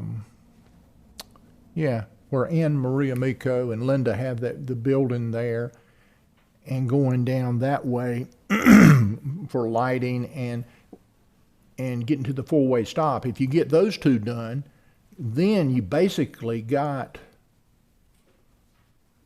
all the side streets completed. And with the Art Center, with what we've done at the Art Center and in that downtown footprint, it gives you a completed pod, so to speak. Yep. And the nice thing about it is that this town board has already identified some projects that you'd like to see us complete. We're going to go through and complete the downtown master plan process that will help us inform our priorities and how we may best plan for and budget for the lofty goals that we have for our downtown. We've made considerable investments. Unless I'm mistaken, I don't see the interest to continue making investments stopping in our downtown. I think the right path and plan forward is to continue to make investments. It may just have to come at the expense of a planned program in which we finance or figure out other ways to fund these projects. But I think we have to seriously look at it because we've got the Art Center there and certainly the museums and our other building that we're working on, and But simply through operating revenues, the capacity just isn't there. Yeah. Well, we're gonna have a lot more people living down there. Yeah. That's right. Now, again, I remind you, Mayor, I don't know if you heard this or not, but I remind you that the board, that 1 penny on our tax rate generates $500,000. I just throw that out there for your. Bill and I can remember when it didn't generate nearly that, can't we, Bill? When a penny, was probably, seem like to me, I remember it was less than $70,000 or something. We were all, one time we were excited when we got to 100,000, but when you say 500,000, that's a wow moment. Yes, sir. Adding on to what the mayor had said about extending the streetscape as we're able, I just think that plan, that overall visual plan and strategic plan for what we can do downtown needs to be really fleshed out. so we know where we're going and we can start really prioritizing things. I agree. Well, and I'm saying exactly the same thing. I'd like to see us complete those blocks. I just see that as part of the plan. Yes. Yeah. All right. Any other questions about capital or special projects? All right, well, sometimes projects come at a cost, all the time as far as I know. So we do have some debt service that we have to consider. And so this is a snapshot of our debt service fund over the next 5 years. The first column being next year, fiscal year 22. So we'll have about $3.5 million in debt to pay. That's principal and interest. And that covers our community center, our current community center, the 2019 refunding bonds, our 2012 bonds, the public service center, our 2018 GO bonds, primarily those were attributable to transportation, and our 2018 limited obligation bonds, or LOBs, and those are primarily tied to our government facilities projects, both town hall and police. And so later on, when we get to the 5-year plan, we'll show you what new debt, how that impacts our debt schedule as well. The only one on this table here that comes off would be the community center. At the end of the last column, fiscal year 26, that will be the last payment on the community center debt. So that will free up in 5 years. By then, by the time that one comes off, we'll have another community center. That's true. And you're going to see that And in a senior center too. And you're going to see that in the 5-year plan when we get to that. Any questions about the debt service fund? Well, it's nice to see it going down, and it's nice to see the interest on it, coming down too. Well, and it's a little misleading because it goes down with current debt, but this table doesn't show you the future debt That's that right. will be coming That's right. on. But it gives you about $400,000 in additional opportunity. Yes, sir. So continuing forward in our discussion of the debt service fund, our debt service fund balance as of June 30th is $1.247 million. Debt service, again, for next year is $3.5 million, of which $471,000 is paid by rec unit fees for Fleming Loop Park and the community center debt service, And the $295,000 from the vehicle tag fee will also be transferred to the debt service into the debt service fund balance, where the town board has previously stated that it should be reserved for future transportation investments. As far as capital reserves, $471,000 is transferred from rec unit fees to the debt service fund, again for the Fleming Loop Park improvements and our community center debt payments. And $1 million, just over $1 million, is transferred from rec unit fees to the general fund to offset proposed recreation enhancement projects. And we'll get into those again in a moment. I think we actually mentioned some of those before with Carol Howard. It was on the table that we reviewed earlier that involved the capital projects, the trail improvements at Carol Howard Park, the bridge replacement, the Hilltop Needmore Town Park master plan, the Action Park dugouts and score tower, the design for the Community Center North Senior Center project. These are all the Action Park lights, the Community Center gym floor resurfacing. These are all projects that go into that $1 million. Adam, it'd be interesting to know, and you don't know it now, I'm sure, on how much rec unit fees have meant to this community. Since the beginning? Last 10 years? Last 10 years. We could do some analysis on that. That would be an interesting number because that is strictly associated with growth. It is. And our communities growing and the contributions that developers have helped us with to improve our services. Now, because of the growth, we've needed to improve these services, but it just goes to show, and that number is going to be a significant number. In millions, yes, sir. Yeah. Okay. And annually, we do evaluate our fee schedule. We've made some pretty substantial changes in our fee schedule over the last 3 or 4 years, both in planning and zoning, inspections, water and sewer, obviously, recreation. There's really only one fee that is being proposed to be added for next year, and that is, we talked about it last night, esports. Now that program has been piloted and has been successful, we propose to add the fee for $10 for residents to participate, $15 for non-residents when we have a program. And there are no current fees recommended. Has there been any General Assembly changes to the vehicle fee that we've allowed to generate a lot of money for the transportation project? Nothing that would allow us to increase it. We are at the cap for that, as are primarily most of the municipalities in Wake County now. Everybody follow that Fuquay-Varina's great idea, didn't they? Pretty much the majority of them did. There may be one or two straggling behind, but the majority of them went to the cap. It's funny how everybody decided to have great ideas like Fuquay-Varina. How much money have we generated there? But I'll get to a slide when we get in a Okay. moment on that that will show what we've generated and what we project. I don't know. off the So top of my- we really haven't spent any money out of that account. we have not yet. We discussed today. That's right. Primarily, we've worked to identify building that so that we could use it as a match for a more substantial project. Yes, that's right. Okay, so that is the snapshot of the fiscal year 22 general fund operating budget. Any questions about that before we transition to fiscal year 22 enterprise fund operating budget? I'm pretty good. I mean, if anybody has any questions? Okay, thank you, Adam. I think it was a good presentation. All right. So then let's move forward then to the enterprise fund revenues. I showed you a $50 million general fund budget. Here we continue to grow as well, a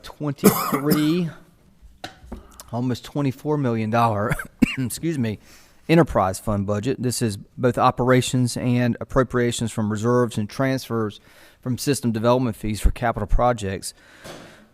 Here we have $14,388,524 in water and sewer sales in fiscal year 21, compared with the $15,217,750 in fiscal year 22. This increase is due entirely to growth. This is the water sales, the sewer treatment revenues.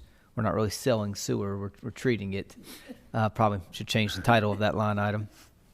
If anybody were buying sewer for $7.3 million, we would be in good shape, but we're treating it. And then interest earnings, penalties, leases, permits, and rate increases, which we do not have any proposed in fiscal year 22. So those three revenues combined to $15.2 million compared to $14.3 the year prior. $2.8 million. Again, this is kind of the 50,000 foot look at these numbers. We'll go into more detail in a moment. $2.9 million in reserve appropriations and $5.7 million in transfers from system development fees. $19.2 million was the total budget in fiscal year 21. This difference is roughly $900,000 in additional system development fees, $2.9 million in reserve appropriations, and the balance is growth. $23.89 million, almost $24 million compared to $19.2 million fiscal year 21. Some assumptions related to this budget. There are no changes in water and sewer rates from the previous year. As a reminder, the town board approved a tier structure change for water and sewer rates this past year, fiscal year 21. I think I have a slide to remind you of that in a moment. This budget assumes 1,100 new residential units.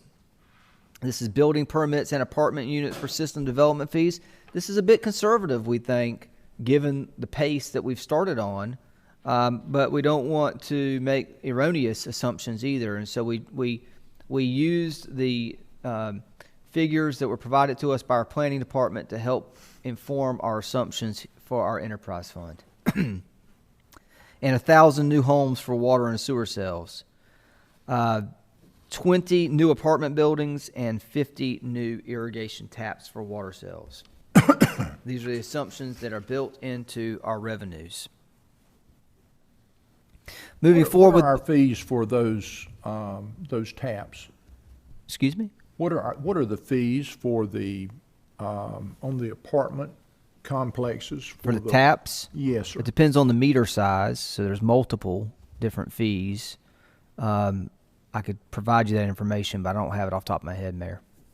Okay, and how It's on about our for, fee schedule, though, and which is public, but I can provide you that information. how about for irrigation? That's really more my concern than anything. Let me try to get a response to you here in just a minute. Okay, If, all right. Jim, you'll check into that. Some additional budget assumptions. Average daily water demand will increase to 2.82 million gallons per day, strictly tied to growth. Average daily wastewater treated at the North Harnett Regional Wastewater Treatment Plant will increase from 1.43 million gallons per day to 1.55 million gallons per day growth.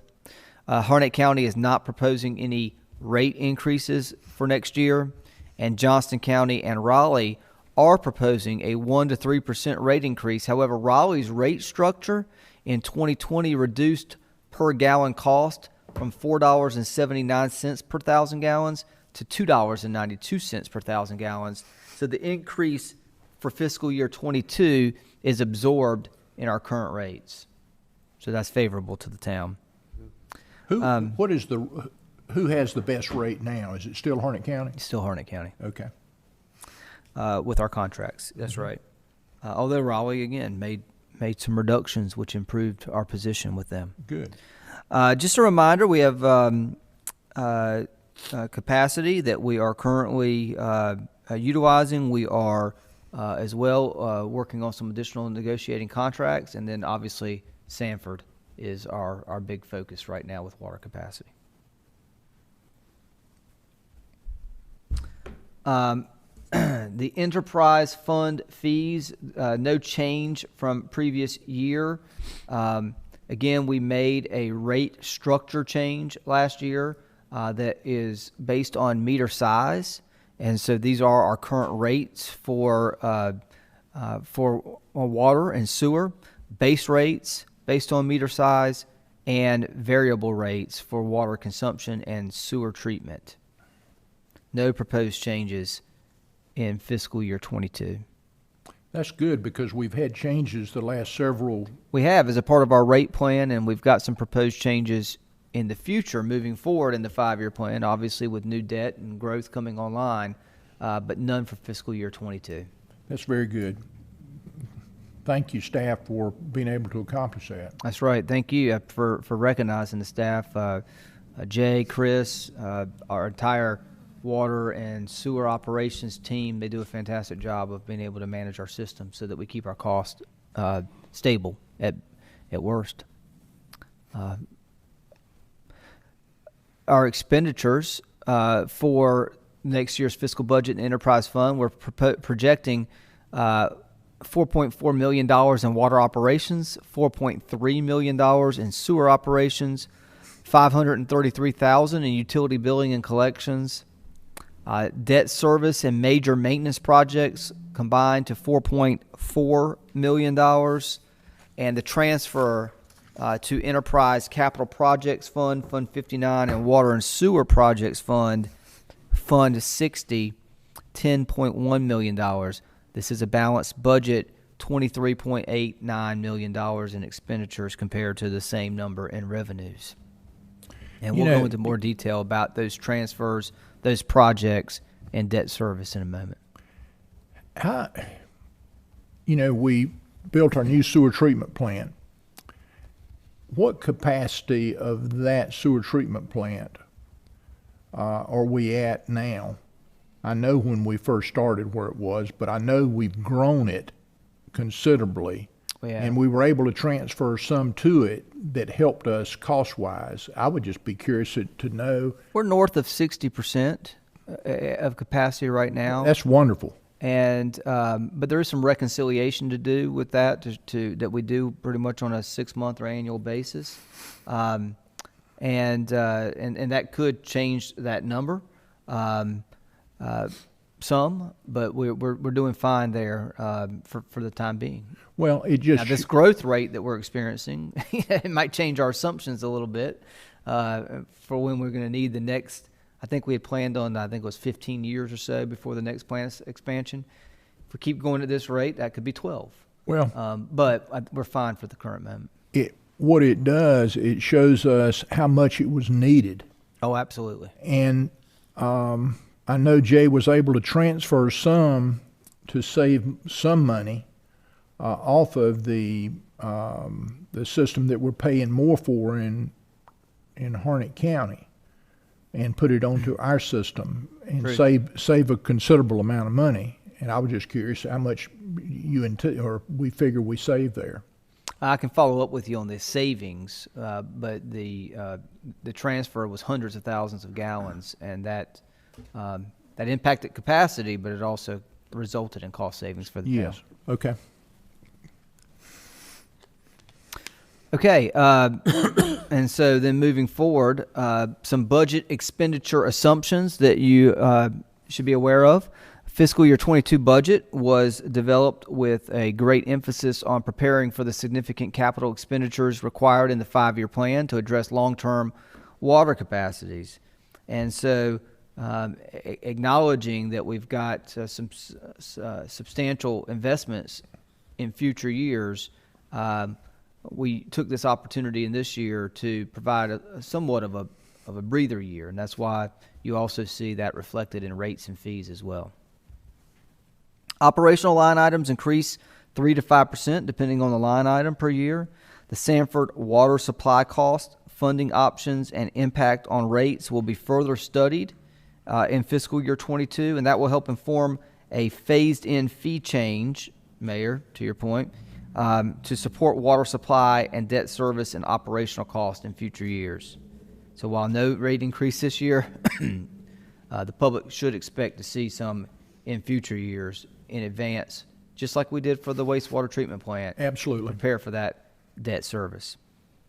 And to And maintain ours is pretty low compared to many other Wake County towns now have merged into the city of Raleigh. That's correct. So they don't even have their own plan for growth. That's right. And we do have competitive rates currently.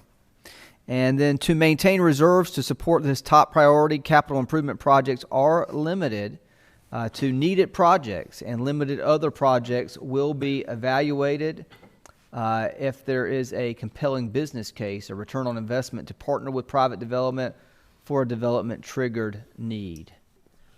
And so there are projects that are included in this budget that we will talk about, but then there are also projects that appear on our plan that this proposal contemplates saying we're not going to pull the trigger on those unless we know we've got a real development potential on the hook. And so you asked about irrigation, Mayor. It's based on tap size, as I mentioned. So a 3/4 inch will have a $470 tap fee and $2,000 for system development fee. It would be a higher system development fee if it was a larger irrigation tap. A apartment complex may have a single 2-inch irrigation tap to serve all its irrigation zones. And if that was the case, it would be $470 to cover the inspection and $10,649 for water and system development fees. So the development fee, is that a tap fee or something? No, that's different from the tap fee. That's our system development fees. Okay, so for an individual resident that wanted to get an irrigation system, Looks like you're talking about $470 for the tap and then $2,000 for the system development fee. so what is the system development fee? Our system development fees are for water and sewer, And this is they formerly were called capacity fees. If you Okay, that's my point. It's a capacity fee, but well, it's called a system development fee now. Yeah, okay, but it has nothing to do with sewer. This is irrigation. This is just water. That's correct. It's just water. We have a water system development fee and a sewer system development fee. So you would pay $2,000. But it's just $470. I'm sorry, it's just $470 for residential. If it's just a residential, you're just paying for the tap. Okay, where did the 2,000 come from? That would be if it was non-residential. I got you. That's what I thought. That's right. So for residential, it's $470. Is your Correct. fee, I should say. Okay, that's fine. And 10,000 is for an apartment complex that is a 2-inch line. But if it was a 4-inch, I mean, if it needed a bigger line, the fee would go up. Yes, sir. Okay, I'm with you. Okay. Thank you. Thank you. Any other questions about these budget assumptions before I move forward? All right, well then let's get into personnel. Again, we talked about of the 22 positions recommended for fiscal year 22, 2 of them are in the enterprise fund, one being the assistant public utilities director. This is a planned and funded position in the 5-year plan, the approved 5-year plan, as well as a billing customer service representative.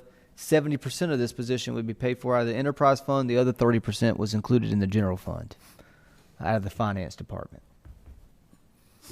And so this person would do other things as well, That's right. other than just the enterprise. Well, it's billing and collections, but it wouldn't be just for, I mean, they would also collect for garbage and other fees that we have. Right. Now, right now, Jay does not have anybody that falls into that assistant category. That's correct. Yeah, I think he's not too far from retiring, is he? Jay? Well, the hope is that he is too far from retiring. But, Good. I like that. But no, I mean, I think the goal here with the 5-year plan is that we recognize that succession planning is an important part of any organization, and hopefully this position will have the opportunity to train and be mentored under Jay's leadership, and be potentially prepared to move into that role as an option in the future when Jay does decide to leave the organization.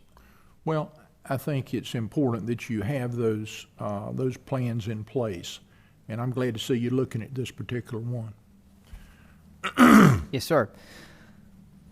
Notable water and sewer capital equipment and maintenance projects that are included in this proposal for fiscal year 22. Again, some of these have to do with other things than just water and sewer lines and water pipes. So we've got a folding machine for our building department. We send out our own bills, and so the machine we have right now is limping along, and it's time to replace. Safety inspector truck. Some of the inspections that are done on water and sewer infrastructure, and so a safety inspector truck is included in the budget. Roadway steel plates for utility cuts, an easement tractor, jetter nozzles, for our jetter truck, replacement utility bed trucks. And so what I want to notate here is that we are going to potentially realize a savings of close to $80,000. We have a need to replace some of our truck chassis and cabs, but the actual bed itself, where the tools and whatnot are stored for our different operation crews, we're able to repurpose those and reuse those. And that's going to come in even though there's an expense here of $102,000, we're saving about $80,000 by not having to replace the truck in its entirety. Let me ask this question, and the folding machine. Yes, sir. I'm surprised you ain't got Scott geared up to get it all done electronically. Well, the bills are generated electronically, but you got to print them and fold them. I mean, They got to go in an envelope. well, who says you got to mail them out? I mean, Well- you might have to mail them to some people, but I don't know that. My point is, a lot of it's being done electronically by email, or and I don't know how many emails do we have? Do we have 50% of the people's email now, or is that? The e-pay? How many email addresses do we have?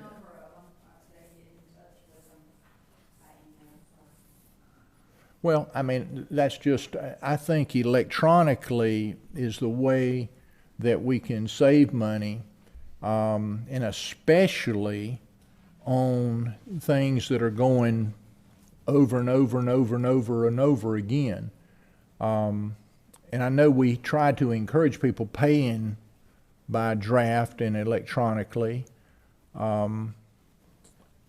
And I'm not sure, Adam, this is the time to do that, but I really like the electronic side of it, and I like what Scott's doing, you know. Yeah, and I think you're right. I think, you know, in the future, transitioning to as many customers as we can. I mean, some are set in their ways. They want a paper bill and they want to come here and physically pay, but Yeah. to the extent that we can maneuver and encourage those over to paperless billing and paying online, that's obviously costly. I just look at that 17, I mean, maybe I'm old fashioned. I look at that $17,000 number and I see, you know, there are services out there that do this. At a greater, we've evaluated You've that. evaluated the services Yes, and sir. everything, and, Yes, sir. and you've got all the mileage out of Scott. You probably wore him out. Well, that's why we're hiring. That's why we're proposing a system administrator to help Scott out there. And Good. I will say, we do include other things other than the bill in the envelopes as well. The focus and other things go out to our citizens that way. So that's one way we, Well, and I don't disagree, but you can email those things too. Can. looking So, into it, yes, sir. Yeah, just think outside the box a little bit sometime. Thanks. Operations projects include miscellaneous water maintenance projects. These are projects that would come up through the course of the year that we may not have identified but may need to address, like a water line break or something of that nature. Inflow and infiltration minimization. And in this coming year budget, we do have a plan to inspect a portion of our system for inflow and infiltration. We do that periodically.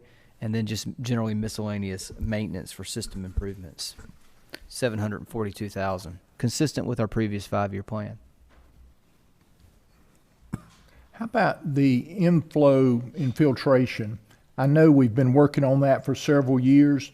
Do we see a reduction in that? We do, and we are on one of the lower ends compared to our peers with inflow and infiltration.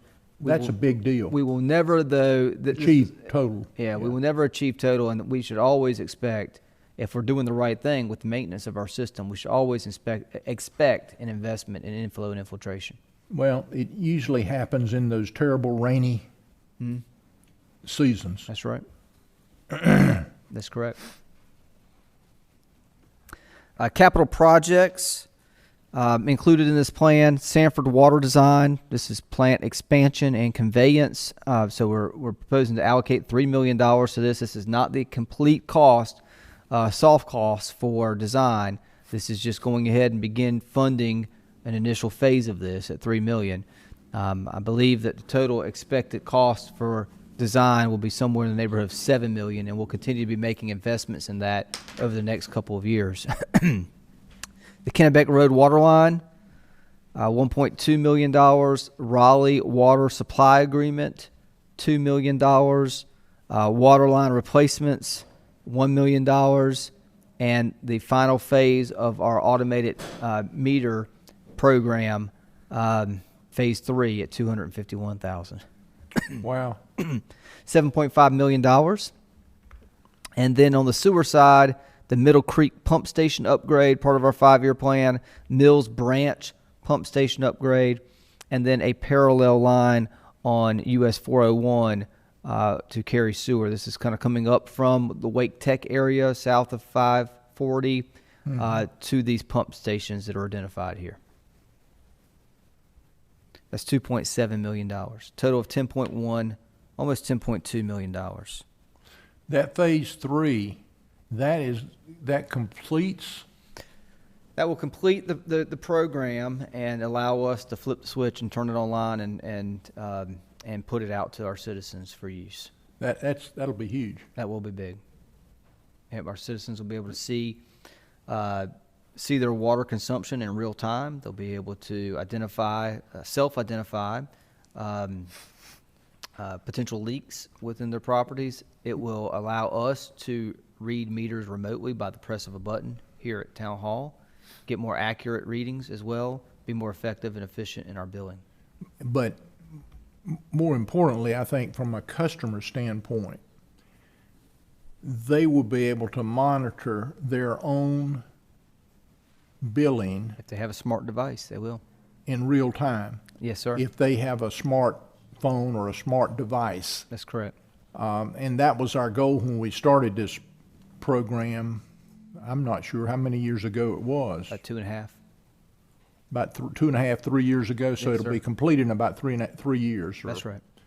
And this is big Yes, sir. for all of our citizens. Yeah, and Jay and his staff have worked hard with the consultant to get this project to fruition. $5 million of the water capital projects are intended to address short and long-term water supply needs. This is both Raleigh and Sanford, so those two big numbers amount to about $5 million, $3 million Sanford, $2 million Raleigh. And then the pump station upgrades, those involve replacing pumps and electrical systems to handle greater flow. Spending a little bit of time on the Sanford Water Treatment Plant Expansion Project, a preliminary engineering report, or a PER, for the expansion of the City of Sanford Water Treatment Plant is scheduled to be completed by the end of April of this year, so we're weeks away. A PER for the conveyance system is scheduled to be completed by November of 21 for the conveyance system, with preliminary cost data as early as this July. So we're going to have a lot clearer picture over the next several months regarding this project. The interbasin certificate petition is scheduled to be submitted to the North Carolina Environmental Commission on February of next year, with the expectation of a record of decision and a finding of fact being issued in the summer of 23. So just an update there. Going forward, it is assumed that Fuquay-Varina's cost for surveying, design, permitting, easement acquisition, and other soft costs are estimated again at $7 million. Those will be paid for over the next 3 fiscal years. Fuquay-Varina's construction costs are estimated at $70 million, with an assumed debt service starting in fiscal year 24 based on a 20-year loan with a 3.5% interest rate if no other partners participate. So, worst case scenario, $70 million is what we estimate today with the information that we have. We'll know more in the upcoming months as the PERs are available to us. And that's only if we go in this alone with Sanford. If other partners, like Chatham County, who's evaluating this as well, Pittsboro, potentially Holly Springs, if other partners come on board and participate in this, then of course our costs would go down. What do you think it's going to do to the rate structure for paying for it? Excuse me? How We'll does get it to that. impact our rates? We're going to get to that in a slide here. Good question. Fuquay-Varina's actual construction costs will depend on participants in the plant expansion and conveyance system and economic factors such as contractor availability and material costs at the time of bidding. Hopefully, we find ourselves in a favorable bidding environment when this project comes forward. We may not need to water for a favorable bid environment too. Yeah. So just looking at our enterprise fund debt schedule, again, this does not account for future debt. That will be shown in the 5-year plan in a moment, but just for current debt, $3.6 million in next fiscal year 22, and it shows the next 5 years being as low as $3.5 million. Here we have the 2010 bonds, the North Carolina Department of Environmental and Natural Resources sewer loan for Harnett County's sewer line, the 2013 installment water installment purchase financing, the Public Service Center, the other half of the Public Service Center, and then the Terrible Creek wastewater treatment plant. And you'll see on the far right column when these notes are anticipated to be paid off. The longest one being the newest debt we took on, which is the wastewater treatment plant, 2042, a mere 20 years from now. Any questions about existing debt? If not, moving forward, any questions about the enterprise fund? Again, we'll dive into a little bit deeper on rates, as Commissioner or Mayor Pro Tem Massengale mentioned, when we get to the 5-year plan. Any questions about the enterprise fund fiscal year 22 operating budget? I don't have any, Adam. I think you've covered it pretty good. All right, very good. Thank you, Mayor. Yes, sir. I would propose then that we maybe take a 5-minute recess before we jump into the 5-year plan. Sounds good. Okay. We take a 5-minute recess.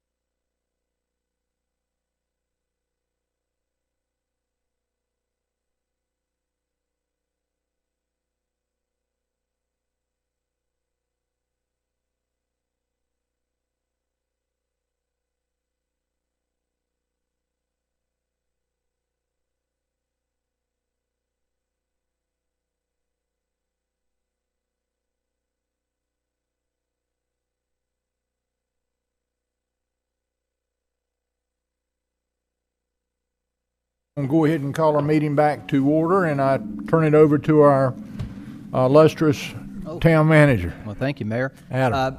Before we get into the 5-year plan, I want to just come back to police positions real quick. We actually identified in the course of the presentation an error. And so last year, if you will recall, we had 4 positions planned for in fiscal year 21, and we actually added 6 positions to the budget. The town contributed 2 extra positions to the budget to try to help close this gap. And the numbers that we showed before did not reflect those 2 extra positions. They had not updated on the 6. And so this 55 number does. So instead of 1.6 being our current ratio, it's actually 1.8, closer to the 2 that we're looking for. And then if we go to the next slide, the, oh, no, wait a minute. I went to the next slide too. The 4 positions in this year get us to 1.9. So Well, if the population goes up to 35,000, it would It be slides more like back to 1.8. 1.8. But it's It's still better better than the 1.6. 1.6. Yeah. Yes. No, but we need to probably figure out a way to get 5 in there as we move forward. And we'll talk about that in a moment. Yeah. But I just wanted to make sure that this was the information presented to you was accurate.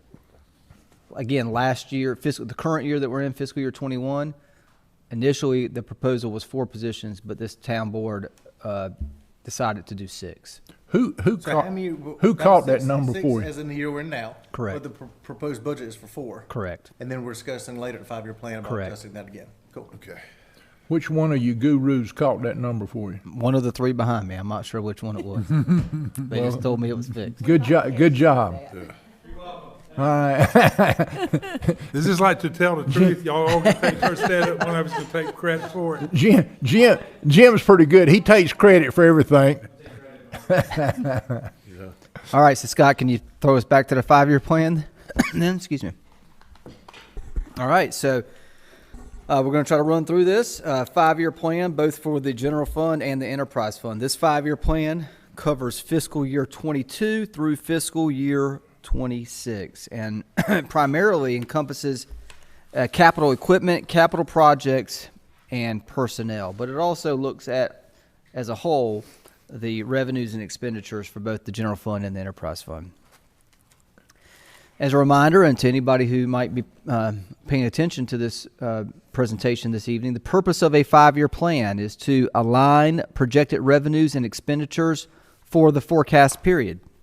Also, to identify the needs of the town for the planning period, stagger projects to align with projected revenue, identify long-range budget shortfalls and attempt to avert them, identify funding for major projects or capital, and review annually and modify based on the economic climate and priorities. So even though this is a 5-year plan, we do revisit it every year to make sure there haven't been any substantial changes to the economic climate or to our priorities. Occasionally, priorities change.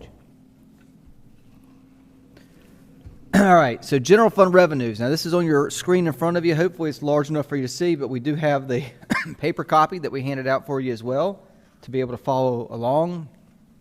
I think it maybe is big enough on the screen that you can follow this year. These are wonderful, these screens right here. In years past, we've been in a large room at the Public Service Center with TVs that have been challenging to see with all these numbers. But Marilyn's got the big TV up there in front of her. That's right. That's right. Okay, so this looks at total projected revenues over that 5-year horizon.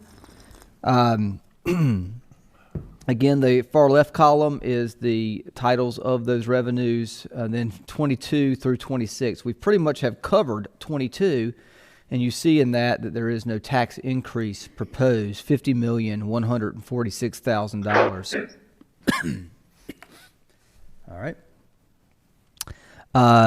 And then for fiscal year 23, here you begin to see a tax increase, and this is the tax increase related to the debt associated with fire station number 4, and this is a 3-cent, excuse me, a 3-cent tax increase in fiscal year 23 for the debt service and operations for fire station number 4.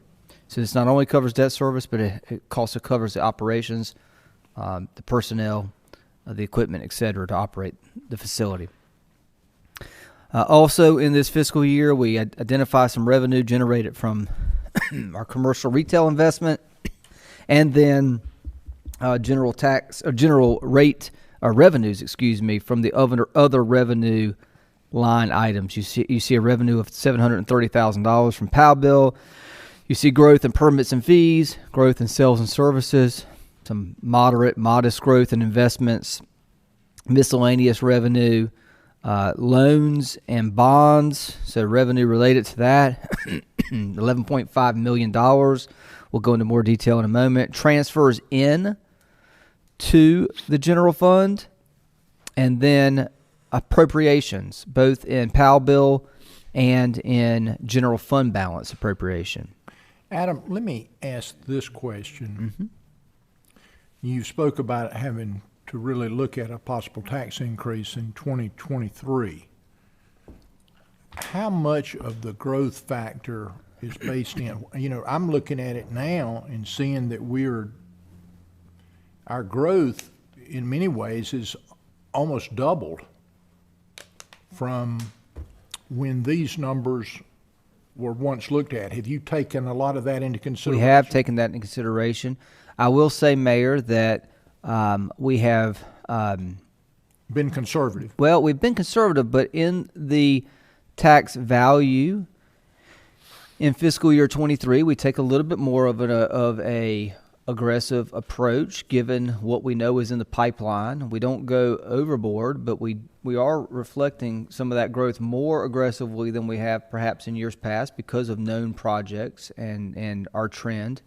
It is very possible that if we exceed that assumption, and we'll talk about that assumption in a moment, that the level of tax rate increase, 3 cents, may not be entirely necessary. Perhaps it's 2 cents. Well, and that's what I'm thinking. That's something less.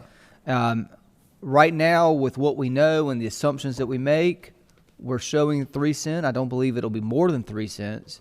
If anything, it would probably be less. Less. And we would evaluate that as we move toward it. That's exactly right. Yes, sir. Okay, that's good.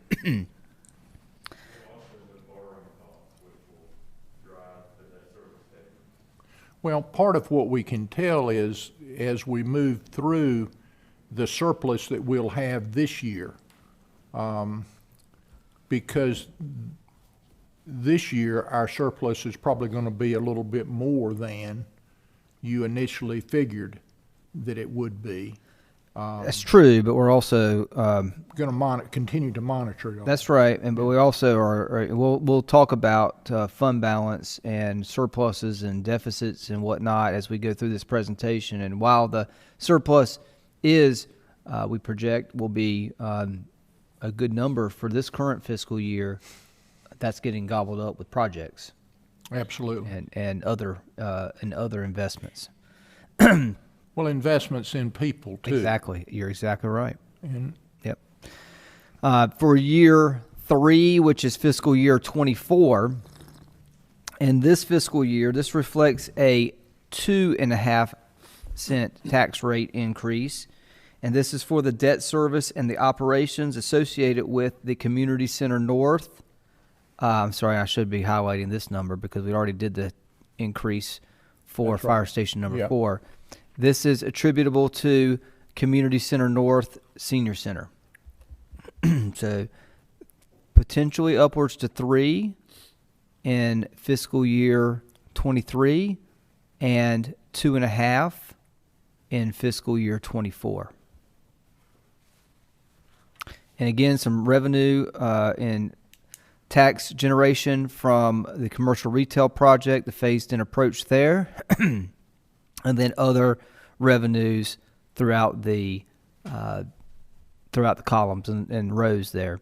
Loans and bonds for this year, $6.3 million, again tied to Community Center, Senior Center project.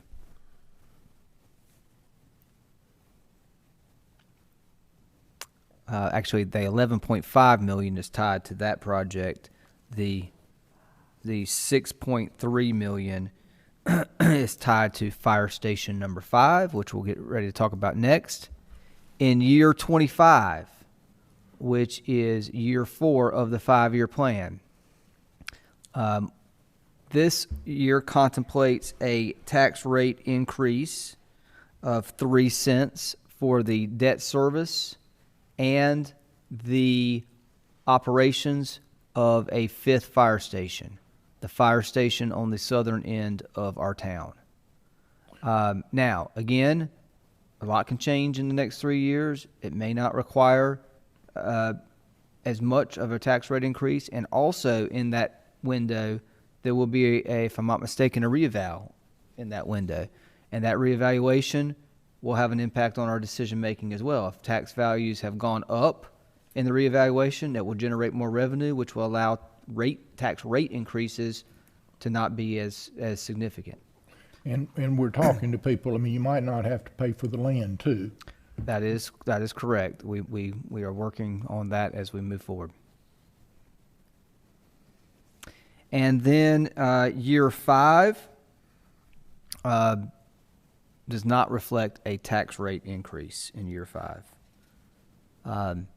And I think the notable part also is years 3 through 5 also do not reflect any appropriation in general fund balance either.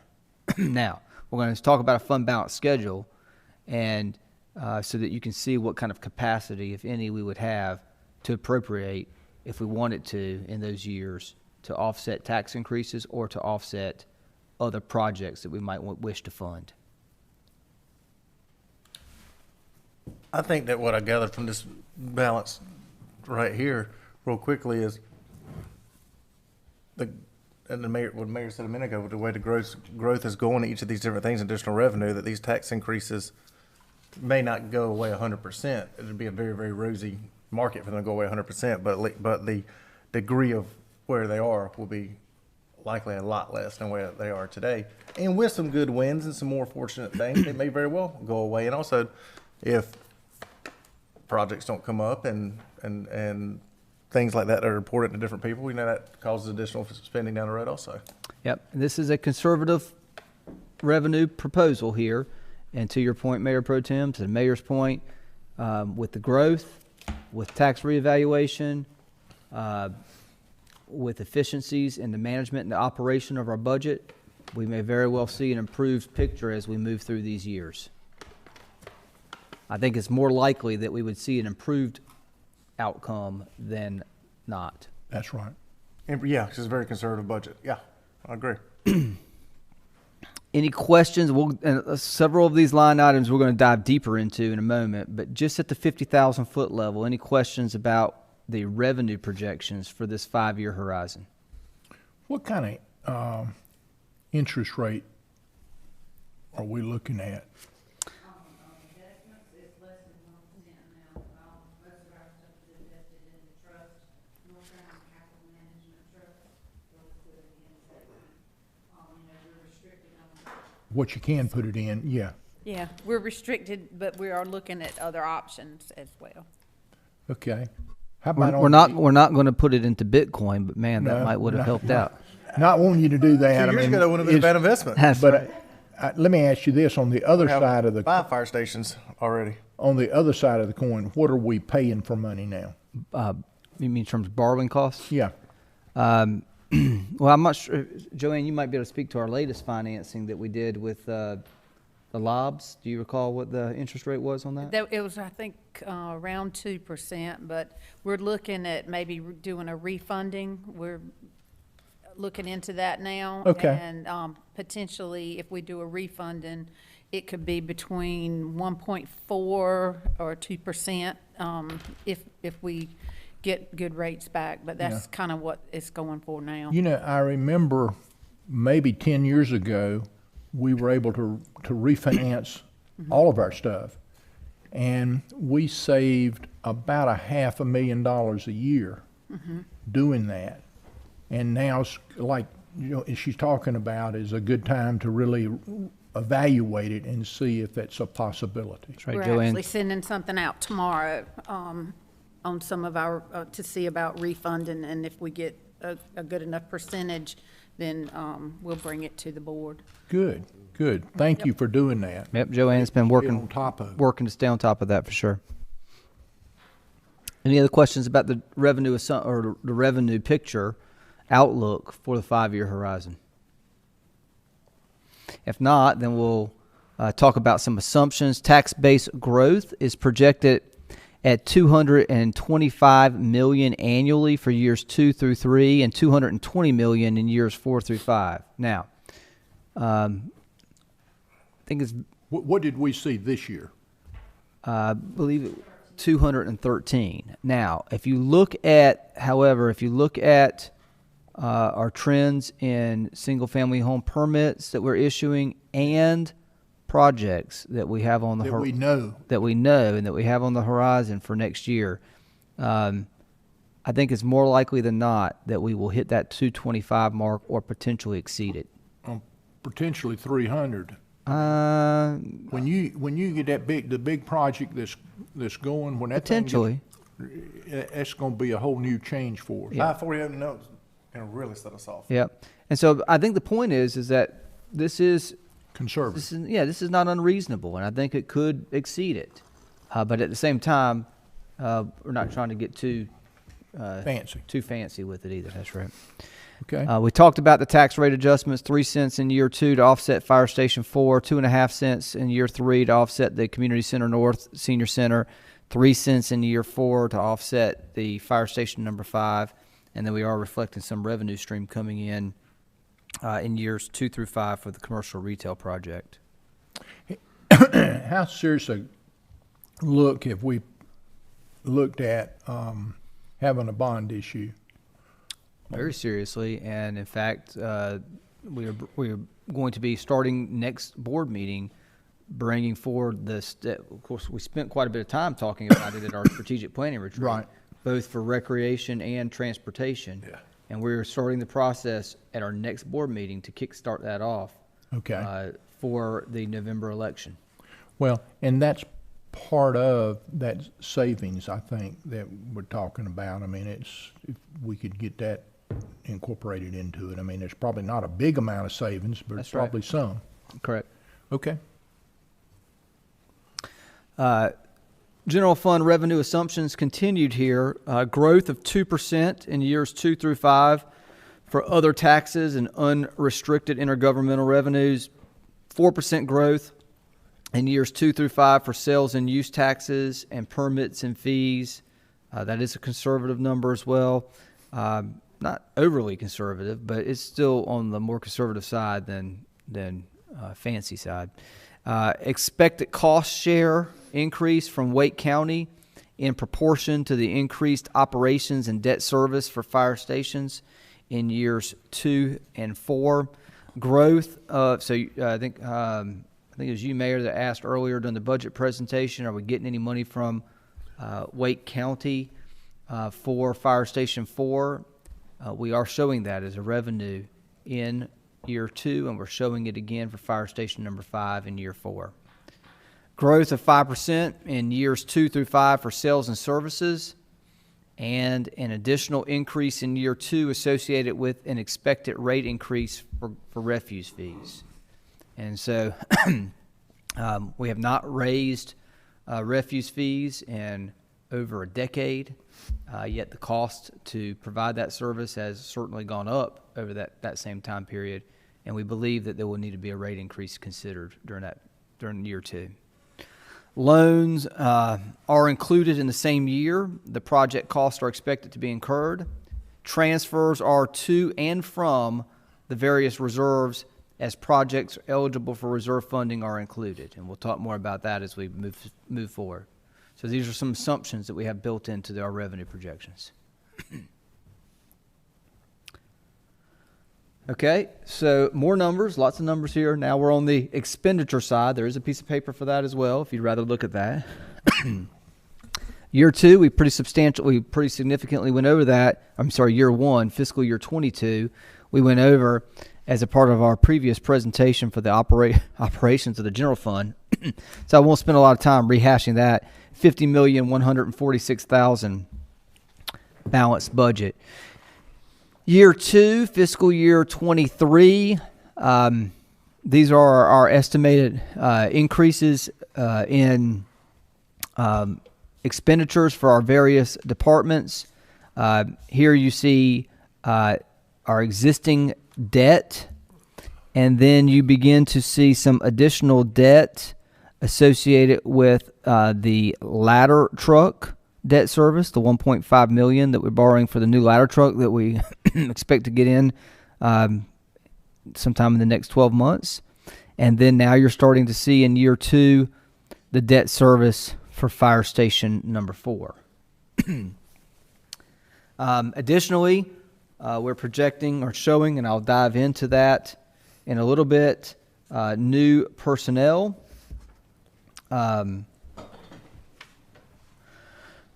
New personnel in year 2, as well as capital equipment, $3 million, $1.5 million, and capital projects, $15.9 million, almost $16 million. $58 million is the projected budget in fiscal year 23, and balanced.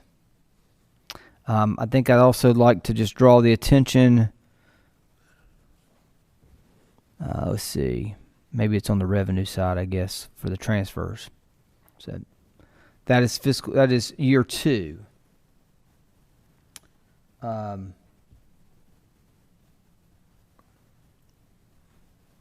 Okay.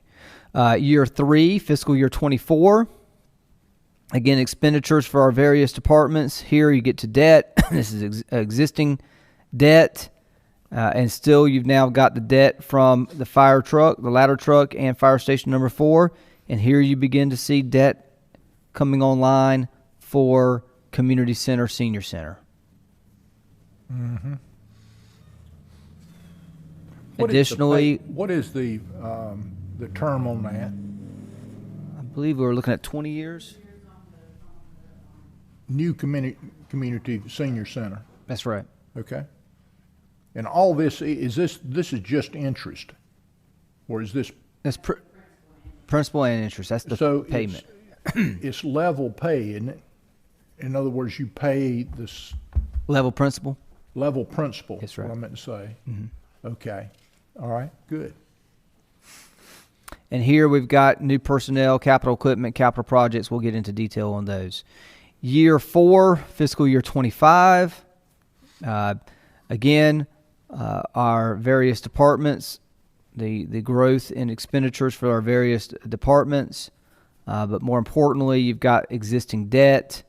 You've got the ladder truck. You've got fire station number 4. Now you start to see debt come online for fire station number 5. 2 additional engines in the fire department that we're planning to purchase as a result of operations, and community center, as well as new personnel, capital equipment, capital projects. We'll dive into those in a moment. And then the same for year 26. You've got your operating departments, you've got your existing debt, you've got your new debt from the previous 4 years in the various programs that I mentioned, plus personnel, capital equipment, capital projects. In total, anywhere as high as $58 million, as low as next year $50 million for the general fund, all 5 years balance.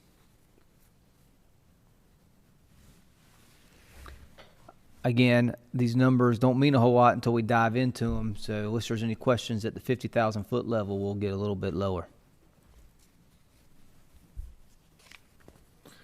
And I like we're able to keep, and every board member here ought to be very proud of this, our governing body expenses are very, very reasonable. They are. And I like that.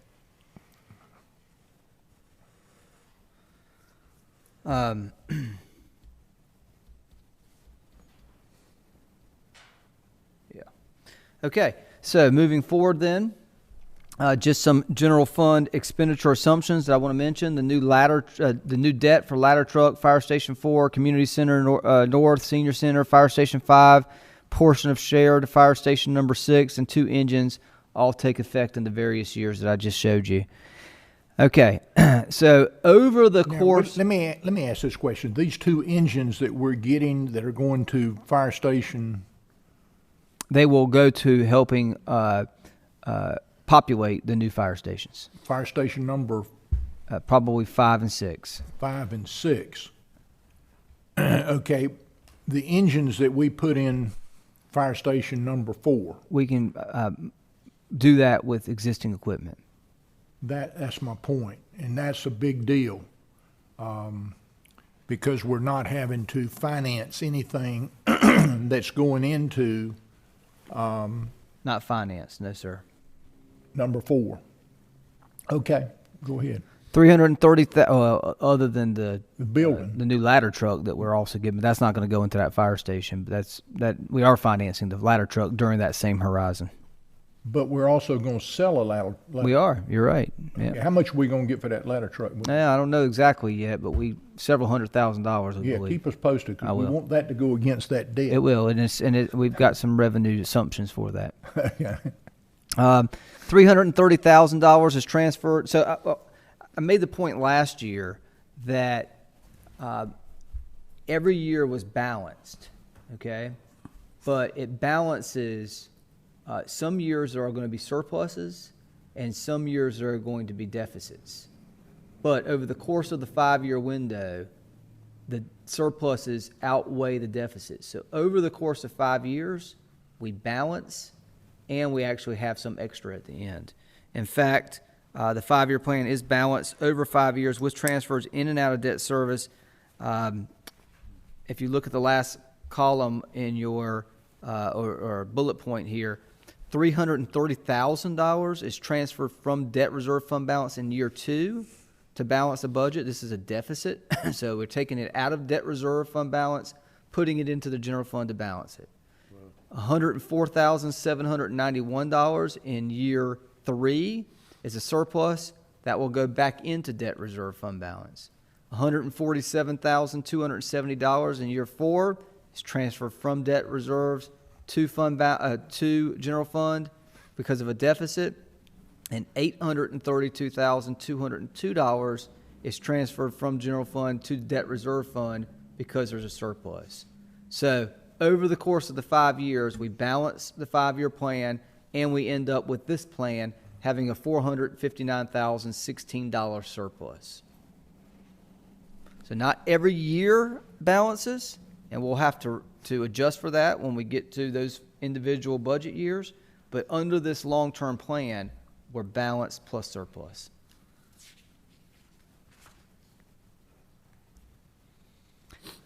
Okay, there's a sheet for this as well, but hopefully you can see these numbers on your screen in front of you. 5-year plan summaries. Okay, so this is what is the total amount, yearly totals for equipment, projects, and personnel in any of these 5 given years. Year 1, which we already reviewed during the operating budget, $14.5 million. $1.1 million of that is capital equipment. Almost $12 million is projects, and $1.5 million or so is personnel. In year 2, $1.5 million in equipment, $15.9 million in projects. Some of that is debt service related to community center and senior center, and then 1.5, almost 1.6 million for personnel. Year 3, $2.3 million for equipment, $6.1 million for projects, almost $1 million for personnel. Year 4, $1.9 million for capital equipment, almost $3 million for capital projects, and $1.5 million for personnel. All general fund. We haven't gotten to the enterprise fund yet. Capital equipment, $1.6 million in 26, the 5th year. Almost $6 million in projects, and $630,000 in personnel. Total 14.5, 19, 9.5, 6.4, and $8.1 million for those 3 categories over the 5-year period. And let's dive into those. So equipment detailed by year. Various departments see increases in capital equipment over the year. I won't really spend a whole lot of time on this slide because we're going to dive into what that capital equipment is. Year 1, which is next fiscal year, we've pretty much gone over these. The reason why we know this is because we see the digital snake for the art center in there, so we know we've gone over these items here.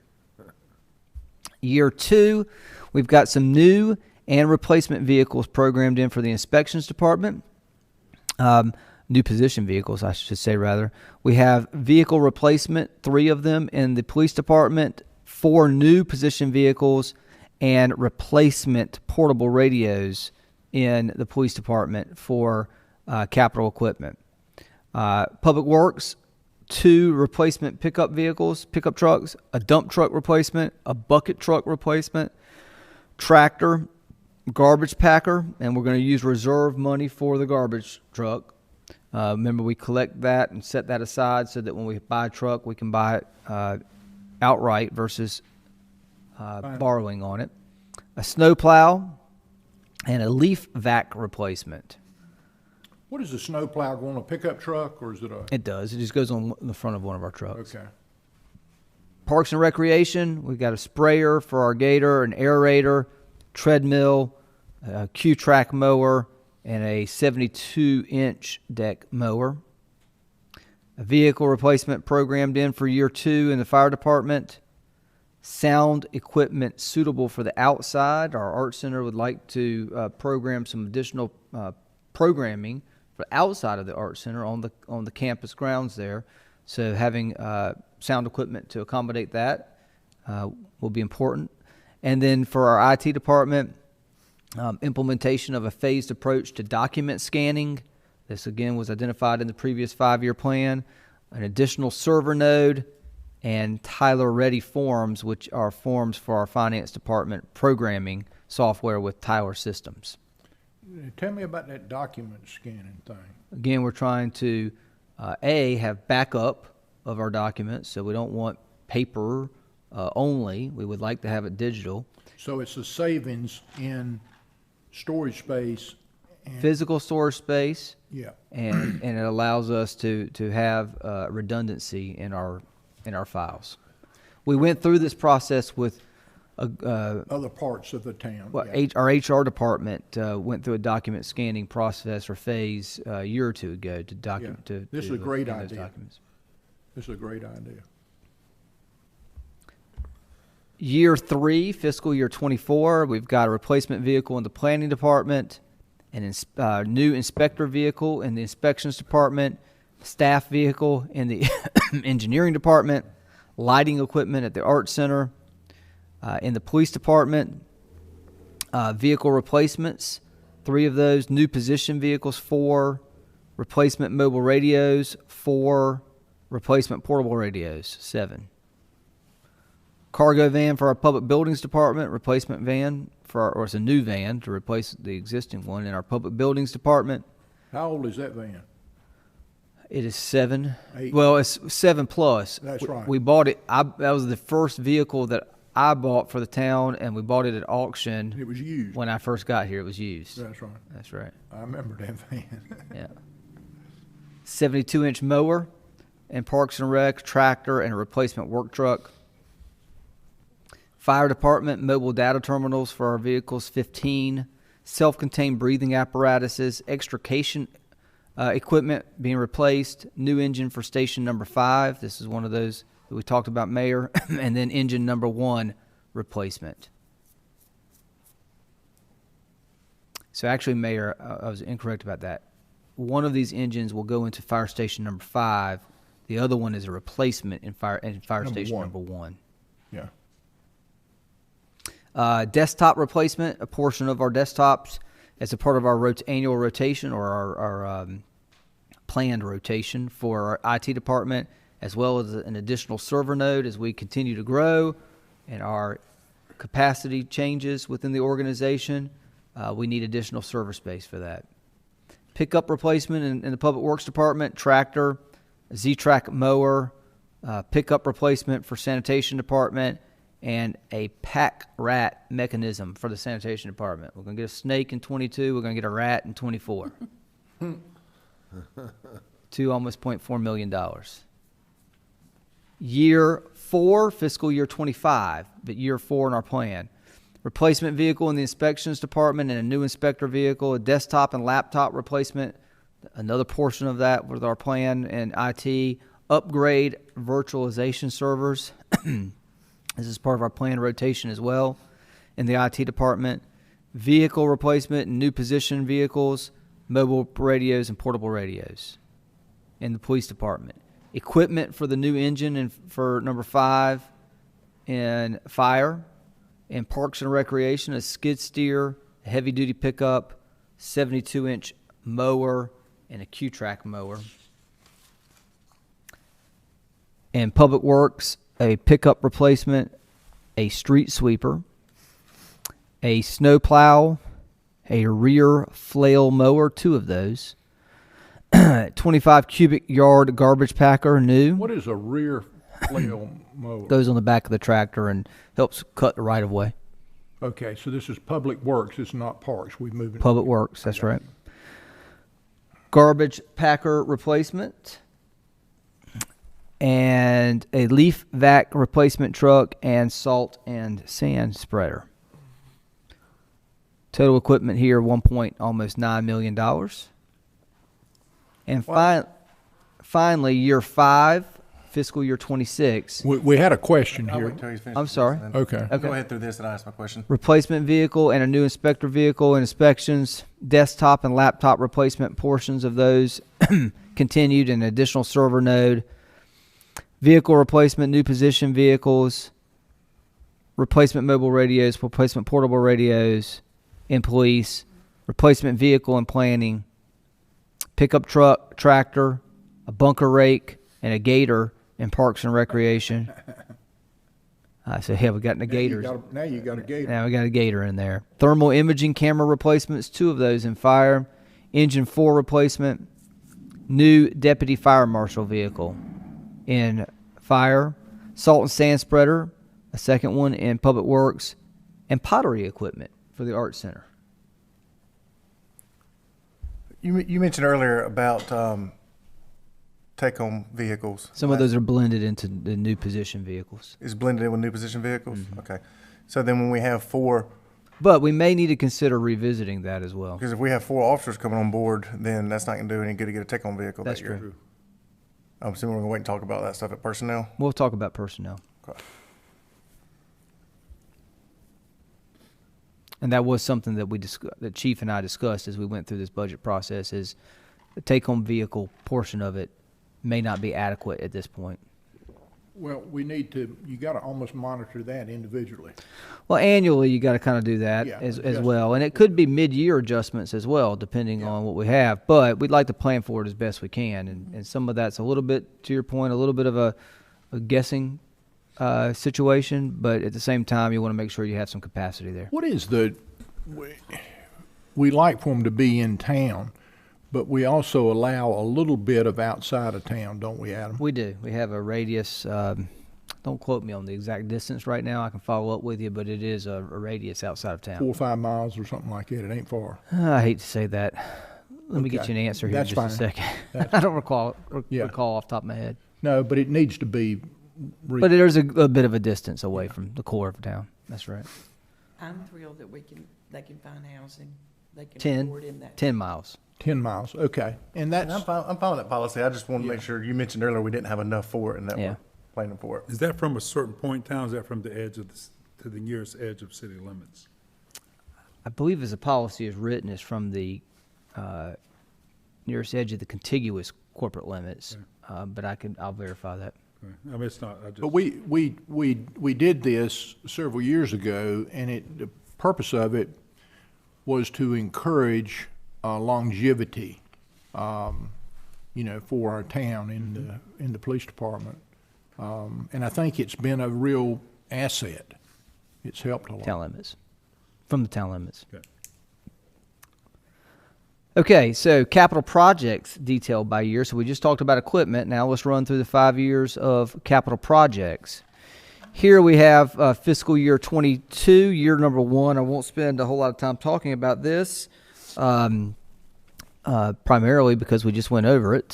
So unless the board wants to drill down on these again, $11.9 million for the first fiscal year.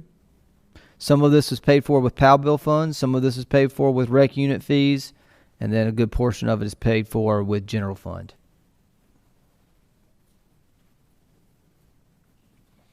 Year 2, fiscal year 23, we've got pedestrian projects. This is either the master plan or local match on a pedestrian project through LAP funding, $300,000. That's paid for with funded with the POW bill. Funded with rec unit fees are Action Park tennis court replacement. If you'll recall, several years ago, probably 5 years ago or so, we did the last resurfacing that we could do on those tennis courts. The next stage that we were advised by the consultant that did the assessment and that did the work is it would require a replacement of those, a tear out and replace. Now, we're going to work hard to get a grant from the U.S. Oh yeah, absolutely. U.S. TA. TA. That's right, absolutely. Like we did last time, and that was very nice. It is. Certainly, if we can leverage additional funding resources to help offset our costs, we would do that. South Park track resurfacing, and the Falcon Park dugout and score tower. And these would be funded, proposed with rec unit fees. Commercial retail project infrastructure support. This is the last contribution to that capital reserve fund of $3 million. Community Center North Senior Center construction. GO bonds here are what we're projecting at $11.5 million. Let me stop right there and just back up. I want to make one notable point. When we began the prospect of a large commercial retail project, we went into the development agreement agreeing to allocate $10 million towards the public infrastructure related to that project. When we did that, we anticipated that $5 million of it, half of it, we would pay with general fund balance, and the other $5 million of it we would borrow. Our plan now is to contribute that $10 million without any borrowing, because we're capable of doing that. Well, our cash flow is picked up. Exactly. Growth has allowed us to proceed forward without having to borrow on that project under this plan. The community center roof replacement, $35,000. Town hall window replacement. We do have some windows in this building that we have intended to replace as a part of our plan. Transportation plan update. Been a while since we did our community transportation plan, so having a relook at that to make sure it's still valid and meets our assumptions and goals. Station 2, Fire Station 2, exterior painting and interior painting. Fire Station number 1, exhaust system upgrade and interior painting. Fire Station number 5, design. And the storm system maintenance. Now, a couple of things I want to notate here. First, storm system maintenance. Our community is changing, it's growing. Our storm water management systems are also becoming more and more. And what we are finding is that the costs are exceeding the revenues coming in for maintenance of our stormwater system. We are likely going to need to consider, some point going forward, a stormwater fee in our town. Most towns our size and larger have them. Apex is proposing a fee as a comparable. They're proposing a fee to be added to their budget this year. What is the fee they're proposing? I'll have to go and look at the details. What kind of fee are you talking about? Well, you have to have a study done for that, and so it would be premature for me to mention a fee. I just know we need to generate revenue to offset the cost of managing this program. There are fees being charged in Wake County now. Oh, absolutely, and a good majority of the communities in Wake County. What are they? How much are they? I'll have to get you the comparison. I thought They're it was based different. on- They're different for different towns, Mayor. Okay, I'd like to see what they are when you get a chance. Well, my point is, I'm not proposing them for fiscal year 22. I'm not even proposing them in the 5-year plan. I'm putting it on your radar screen that we will have to have a Yes. conversation about this at some point, I believe, in the Near future. Okay. What is the proposed project then? that you're proposing? Are they just- This is just maintenance of existing stormwater facilities within, that the town has responsibility over within our system. Storm drains, things of that nature. So storm drains on the side of roads. That's exactly Flushing the right. lines out. Exactly. Stuff like that. Fixing cracks in them and that are creating problems, et cetera. And Okay, we so also I guess have- I assumed and that kind of would So roads and stuff like that, which it does not, is what you clarified to me. Now, at some point, our town gets large enough where we have to do some of these different protocols. What size is that? Well, I don't know if there's any, oh, you mean in terms of permitting and Yeah. regulatory? Yeah, Oh, we've hit that size. but I thought there was a next step that, I don't know, maybe I'm asking the question wrong, where we talk about charging a fee, and where we already have our erosion control and stormwater practices in place, where neighborhoods have their BMPs, and those are done, and then there's some kind of certification type process the town will have to do, or is doing, kind of doing something like that through the process at some time? Yeah. Are you talking about then where you would have HOAs and neighborhoods recertify their stuff? Some communities do that. Right. Okay. Yes, Mark? I think help me if I'm right about this, Adam, what you're saying is we're doing this stormwater system maintenance now. We're just not charging a fee for it. Regulatory, we're required to do it. Correct. Let Mark expand on that. So we were a Phase 2 stormwater community that is state and federal regulated. And with that, we had a state stormwater audit that you have to do every few years last year. That audited our entire stormwater program, which included everything from how stormwater is managed in the community to our ordinances, our regulations, how the town maintenance practices at our facilities. And that identified a number of areas that we were doing well and areas that we had opportunity for improvement.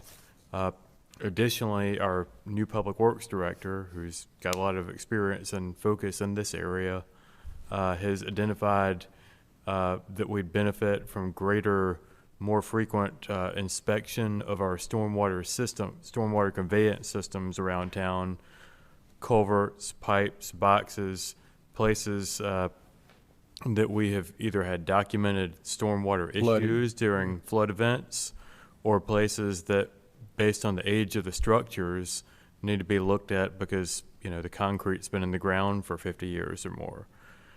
With that, he's identifying that there is a need to invest in some level of repairs, just as we've needed to increasingly invest in sidewalk repairs and things of that nature. So these investments are for that. With Mayor Pro Tem's point, there are some triggers that, depending on federal and state regulations that are subject to change, could trigger changes in stormwater compliance. Some of that relates to size. A lot of it relates to actually your water quality. And so our goal is to get out ahead of that and not trigger, more onerous requirements. It'll affect your grants and Come in stuff place. like that if you fall behind in that. And you also, as you replace your sewer pipes, you got to replace your stormwater pipes too. So you got to be ahead of that curve, and I think that's what Mark's saying. And I'm good with that, and that makes sense on what you're describing there. There are programs out there, and this may not be separate from this, as I lump it in my mind, of neighborhoods and HOAs and their BMPs and stormwater retention ponds and those types of things. And some communities have big fees related to that annual. And that's right. And if we were to adopt a fee, then that responsibility would likely be, I don't want to cause any burden on neighborhoods and citizens, because that's where people are going to call us. If there's a fee or something related to fixing infrastructure through the town, people will be a little bit easier, but people's necks will stand up real quick on these HOAs that start having inspections and people showing up if it's not required. Now, if we have to do what's required and required to do something, that's fine, but I don't want to do a thing more than that. the point is that we see a growing responsibility on the horizon, and as we have more information pulled together, we will bring that to you for Fair enough. your consideration. Yeah, and it's probably as the town also hits certain guidelines, like Mark is saying, would you say we're number 2 now? We were a Phase 2 stormwater community, and the most The most common basis of a stormwater fee is based on per residential home or per impervious surface, either across the board or for non-residential. So it relates to the amount of impervious that generates more stormwater runoff. We would have to do a study to determine what's the most fair and equitable and appropriate way to allocate it, but the communities that have adopted it have usually used those variables. Okay. I would anticipate that this would be a conversation piece at our next planning. Next year's retreat. Exactly. Yeah. Okay. Thank you. That was Any good. other That's good questions? discussion, though. Absolutely. Any other questions about year 2 on projects, capital projects? If not, I'll move to year 3, which is fiscal year 24. Here, we've got pedestrian projects funded with PAL bill. We've got other projects funded out of the general fund here, fire station number 5, construction, fire station to 1, parking lot ceiling, fire station number 2, exhaust system upgrade and interior paint, land development ordinance update. At this point, it will have been roughly 7 years since our land development ordinance, so this is doing an update of that to make sure it's consistent with modern development times. Space needs study for phase 2 of our police department. If we're going to continue to grow and invest in personnel in our police department, we're going to potentially need additional space, so that's a study for that. Town hall window replacement, that's the next phase of that. Community center HVAC replacement, and then additional storm system maintenance. So you see that storm system maintenance Ongoing, is a continuing thing. I mean, it's not going to go away. absolutely. Okay. That's good. And then out of rec unit fees, funded with rec unit fees, Honeycutt Park playground replacement, and then the restroom at the Carol Howard Johnson Environmental and Education Park. These are consistent with the previous 5-year plan. I thought we'd already replaced that. No, sir. When are we going, and you're saying that's in, not That is this year? year 3 of the 5-year plan. Okay. That's a highly used area out there. I believe several years ago, we replaced the surface of the playground, but not the playground structure. No, he's talking about the restroom at Carol The Howard. Oh, restroom. Carol Howard Johnson, yes, we had not replaced the restroom. Okay, but do we have an upgrade to it or something? I mean, No. its place has just been there for a long time. Okay, thank you. Yes, sir. So, any other questions about year 3? Is that, for that restroom, is that based on what we've just learned about the cost We of have replacing inflated the these? price to. We've gotten a lot of information on that this year. So we sure But have. that is in what, I mean, that's how long from now? This is year 3? Yes, we've built some inflation into It'll that. probably be, oh, good, thank you. Yes, ma'am. Any other questions about year 3? If not, I'll proceed forward to year 4 and year 5. We've got them both in here. So year 4, again, pedestrian projects with PAL bill funding. Fire station number 6, design. Town hall roof replacement. Community center funding, area transit, 1/2 to be paid for by Wake County, and this would only come to fruition if the grant opportunity on the revenue side were to present itself. But we're trying to do some forecasting here. Yes, sir. And then storm system maintenance. And then with rec unit fees, additional investment in the Hilltop Needmore Town Park and Preserve. By then, we will have done a master plan. We will know what our priorities are for future development of that site, and we're programming some funds for additional investment in that that park. And then finally, in year 5, fiscal year 26, again, continued investment in pedestrian projects, construction of our portion of fire station number 6. This is the shared station, again, with Garner and Wake County. Fire station number 1, interior and bay painting. Fire station number 2, apparatus bay encapsulation. Art center roof replacement, the old section. Public Service Center Open Bay Edition. If we can continue to invest in equipment, if you'll recall, you got to dig back deep in the memory bank here, but if you'll recall, we had a master plan for additional bays at the Public Service Center. This would be the actual construction of an additional bay on the lower section of the Public Service Center. And this is to help protect some of your investment in Yes, sir. equipment. Absolutely. Storm system maintenance, community center renovation, and greenway design with Now, regular this community center renovation, that's south. Kirk. Yes, sir. That's right. Okay. Greenway design, that seems like a lot, but we have a lot of greenways now. We have a lot on our master plan as well. Yeah, and it's, I'd be interested in knowing, does anybody know about how many miles we have in greenways? Off the top of our head, no, but that's a number we can try to get. We can measure it through our GIS. Come pretty close. What's that? That's what I was thinking. I mean, it may be more than that when you take all of them into consideration, but we just added this new piece out behind Honeycutt Park. Yeah, that one out there. Yeah. Mark's point he just made is it does not include all of the trails that we got with the Hilltop Needmore Town Park and Preserve. Yeah. You know, and as we look at all of what we've looked at tonight, we received the gift of the Hilltop Needmore Park and Preserve, which is a wonderful, wonderful acquisition for our town. And it was in the form of a gift to us. But it comes at an expense of maintaining it, and we're seeing some of that in these next year and the year ahead as we move forward.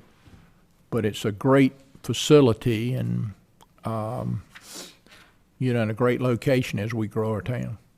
Yes, sir. We talked about employee pay study earlier. I thought you said it was somewhere in here. Yeah, I don't think it's identified as a separate project, but we do have it programmed into our operating expenses. Okay. So I would think we're probably due for that sooner rather than later. It's been several years since we've done that. Correct. What was that? The compensation and Employee pay benefits study. assessment for employees. Yeah. Was it 200? Compensation study. I can't remember the exact number off the top of my head, but it is included in the budget. But we really need to do one of those about every 5 years. Well, or so. actually, our plan was break it down, try to do a third, and a third every year on a cycle. We fell off that a little bit, to be quite honest. We so we're trying to have, catch up some next year. And what happens, you lose good employees if you don't That's right. pay attention to it.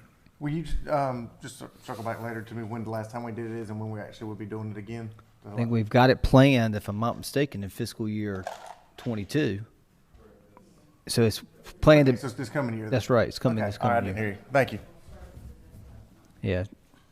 It's not a project. It's not a. It's just built into the professional services line item. Okay. Yep. Now, with that comes a result and a recommendation, and that result and a recommendation is going to create a decision point for an investment potentially. So just be mindful of that as well. But we got to do it to keep up with the market. Oh, we got to do it. So this coming year is when it's in the budget, though. Correct. Okay.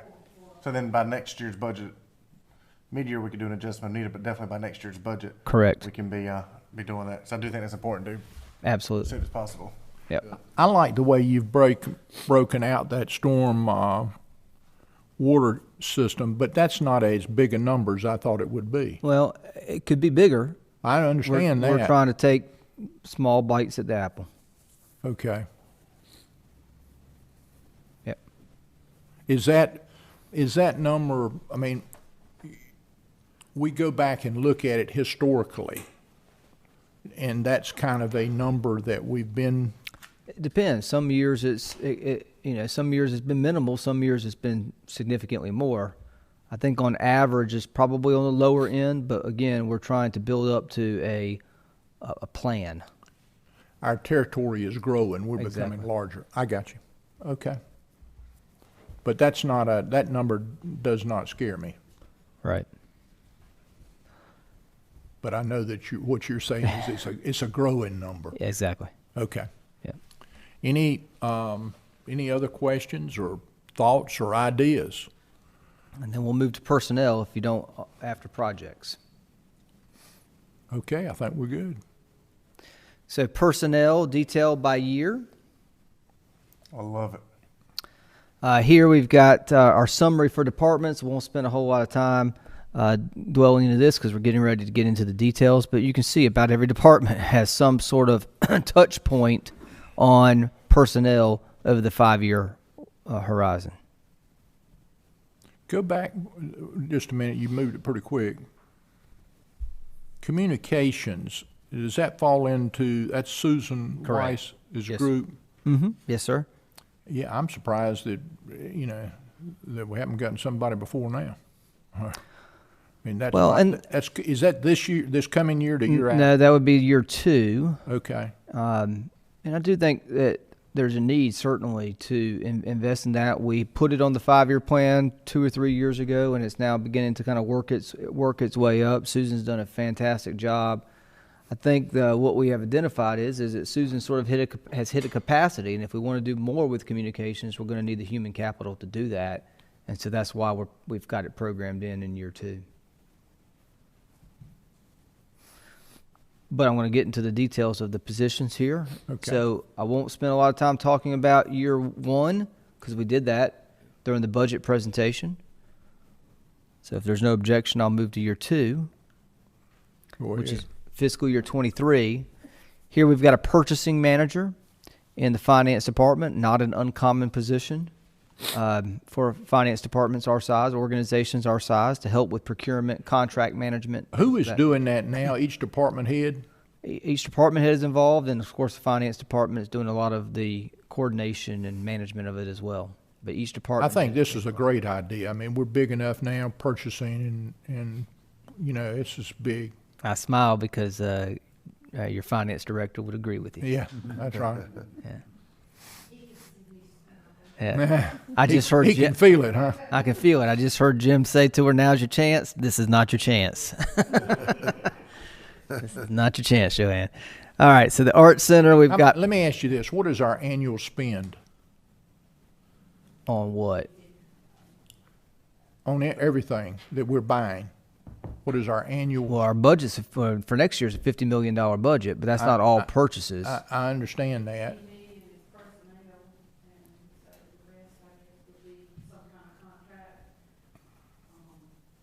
Call it 30 to 35 million. And they would truly be helping with this. Oh, absolutely. That's my point. Yep. Thank you. Joanne thanks you as well, sir. There you go. Part-time support staff in the Art Center.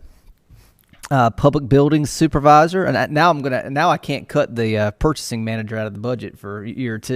It's cemented in there now. Joanne's.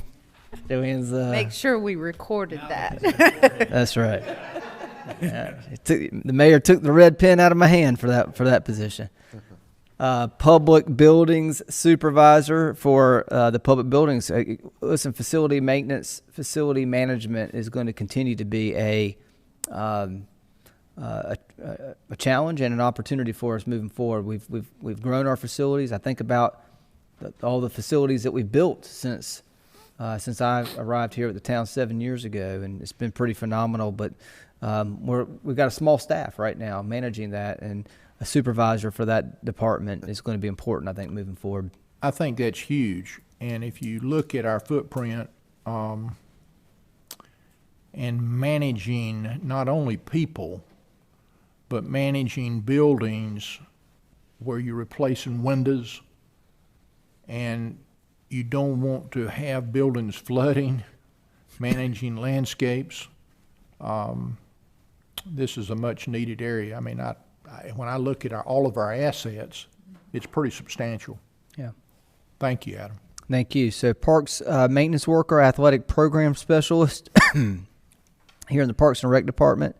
Our athletic programs have just ballooned over the years, a lot of interest, a lot of participation in youth and adult athletics, and so additional support staff is necessary there. 4 police officers in year 2. 9 firefighters. This is station number 4, staffing, and an administrative assistant for station number 4, or for the fire department to help assist with fire department services. Building inspector and inspections, a GIS technician in IT. There's really so much more that we could do from a GIS standpoint if we had the support staff to assist doing that. We have a vision for our GIS department to grow and expand that, but it's going to take individuals to help us from a mapping standpoint, from an asset management standpoint, from a capital investment projection standpoint. A great deal of value can be yielded from this position if added to our organization. Who is running the what do we call it, e-programming for the recreation? The esports? Right now, it's we have our recreation programming staff that's kind of running that model right now. That may change as it continues to evolve, but that's... Well, I was just thinking about this new position, but I see that as being a, Jonathan has always been kind of innovative. Mm-hmm. And I think we've seen something take place during the time of COVID that I know many of our young people have really appreciated. Yeah. And I wasn't even on my radar screen. Yeah. You know what I mean? And I try to listen to Scott about everything he says about technology, but this is another facet of That's it. right. That the young people can do it safely, and he has worked closely to do some good for our town, and I appreciate his staff and Jonathan there. Yes, sir. And so I guess GIS kind of triggered you to think about that, but yeah. And then under communications, marketing and communications specialist to provide some additional staff support there.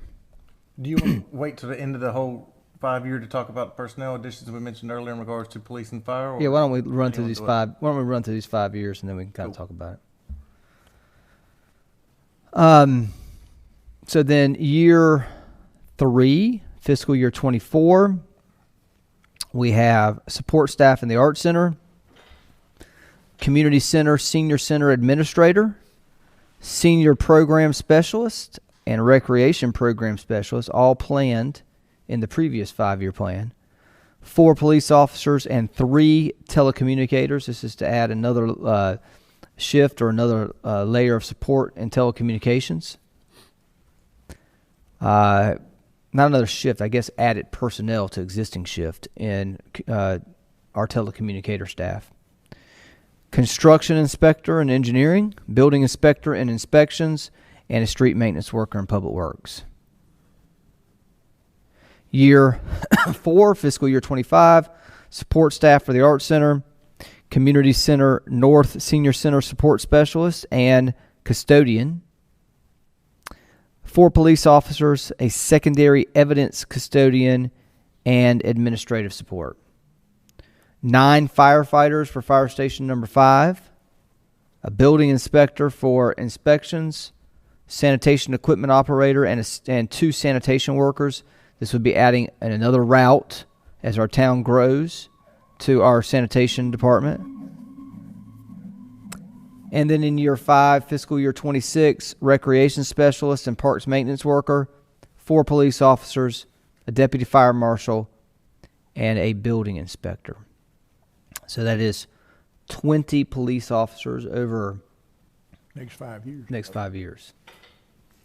So police, fire, and really I'd put public works and public utilities in the categories too, of talking about those are ongoing services that I understand once we hire an employee, once we start it, that is a recurring cost forever, but some of the other departments are somewhat variable depending on what going on with the job, but these will always, once something's built, once it's there, it'll always be there. And so talking about our police and fire ratios that we talked about earlier, I understand why a couple of years you skipped fire because of the new fire station coming on, trying to ramp up for that. But I think that does not help us to get ahead of where our ratios were earlier. And I think best case, we are treading water. And if our goal is to improve these numbers, I think that we need to have some more numbers in the future for that. assuming growth, all the growth and additional revenue, as you mentioned, holds its basis, because that means more citizens are going to be living in the town. So when you agree with your point, when you factor in growth, when you factor in the ratio benchmarks, it would appear that we may not be making up headway. We may be just staying consistent with growth, but not necessarily making up the headway for the deficiencies that we had prior to. You know, That said, this plan does not identify a revenue source to go above and beyond what is proposed right now. So if the goal was keep up with growth and chip away at the deficits and margins so that we are closer to industry standard, We're doing then that. that will come at a greater expense, which will require additional revenue to offset it. Perhaps the reevaluation would assist with that. Perhaps our numbers as we go along will reflect better and help us with that. But as it's projected right now, conservative revenues and worst-case expenses, there's not capacity for that additional growth in I'd personnel. like to see you find some area that we can reduce something out of there, because I do believe that you could, what you said, you don't have enough money necessarily with where the existing budget is, but I think that's simply a situation of priorities, and some of the general fund revenue money is being taken away for different priorities, just in general, different priorities, and if that money was not going there, it would be able to cover these core areas that we're talking about there. So, And I know you can find some areas to finagle, or not finagle, but to help these ebbs and flows. And well, what's happening is the there's challenge growth there in every is- area is what he's saying. yeah, the challenge is, as you just noted kind of in the beginning of your comments, that personnel is a reoccurring expense. And I could chip away at a one-time capital project that could pay for a officer and a firefighter in any given year, or a sanitation worker. yeah, But eventually, that one-time expense that we do away with to afford that staff person in that year doesn't help us with the subsequent years. And so, if you're going to make a cut in a priority to pay for personnel, it needs to almost be a cut that is reoccurring in the budget to help and the offset. additional revenue is recurring from your tax. Or additional revenue, and we can reevaluate that prior. I'm not saying tax increase, I'm saying from the additional growth on the tax base that has been added. We could be a little more aggressive with that in our assumptions. But I'm also willing to say too that I think that just as important as I want these ratios adjusted down and public works and public utilities at the same time to have these recurring jobs they have to do too, that maybe the pay study this year will show that, hey, some of these people are overworked and underpaid. I think you're going to see And that. then is somebody right now may be saying, gosh, I'm treading water, I'm barely keeping up with these ratios, I'm barely doing this, and I'm worn out, and I'm not even getting competitively paid. And then we competitively pay them and may say, okay, yeah, it'd be nice to have another person in my department, but hey, I like this. I appreciate the town adjusting my pay up and paying additional, which will then help us on any one of these departments, recruitment and staying at the same time, because any police, fire, public works, public utilities in these growth department areas that stay fixed, every town has a demand for them too at the same time. That's and we true. want them still in our good employees. That's a good point, and I think that does need to be factored in. We're going to do this pay and compensation study. I would fully expect, based on our experience with the last one and most town experiences, I've not known. I've been in local government management now for 20 years. I've not known a pay and compensation study to come back and say decrease your compensation for your employees. It's always been the opposite. So I would expect that when that comes back, there's going to be a decision point that will have an impact on the expenditure side of the ledger that that I think we would need to address prior to the addition of new positions beyond what's in the plan. And I think you're right to get that. I mean, that study will help give us some guidance. And it's not just the compensation. it's also the benefits that we, you know, we're whole having, package. it's That's the all whole I'm looking at. package The that whole we're having to evaluate too. There are some communities in this county that are doing some innovative things that, you know, others are not doing. That, and we do some innovative things. Don't get me wrong. We have some nice benefits as it relates to dependent insurance and offsetting, you know, off medical year that someone might experience. And so we've got some nice benefits too that not everybody do, that we've been creative on as well. But it's becoming tougher and tougher. And I will tell you, in the law enforcement space, some of our local It's tougher and peers tougher. are making some pretty aggressive moves right now. Say what now? Some of our local peers are making some pretty aggressive salary moves right now that this pay and compensation study will be timely, because we've lost some recruits that we had on the hook that we lost to other communities that were also recruiting for talent because they are changing their compensation starting pays for green people, rookies. green employees right out of basic law enforcement training. And I think that's huge right there, because the whole compensation package, that's what I mean, not just pay, but the benefits, our health insurance policy, examining that at the same time and making sure these are competitive to the other, because I don't want Fuquay to be at the bottom end of the pay nor the middle. And I mean, I think we need to be in the upper percentages of it. Now, I know we can't afford to pay what Raleigh pays and be the number one top dollar for all of these, but at least be where it is extremely competitive. Well, you'd compared to actually- equal sized towns. Yeah, and I don't- And that whole package together can help us, because it's competitive right now, because we know against all these departments, we mentioned police officers right then, that every town is looking for the same ones. And Well, and I it's think Larry interesting- mentioned recently about how he spoke to a class and there was a minimum there, and then we want a diverse police department at the same time, and then that's even more competitive for a diverse candidate. And so that's Well, huge. You right just there. got to pay Interesting that you say- attention to it. That's Very what It's we're doing. interesting that you say that. You would think that Raleigh would be the highest paid, not. but they're not. They're not. They're not. And here's the challenge that we have as a not the largest agency in the county. All right, so I just remind you and the public about this. When we are competing for talent, we've got, you know, there is a excitement factor about working in a large city like Raleigh or Cary. Tearing up stuff every night there. That can't So be fun to work there. Raleigh and Cary are big competitive factors for us.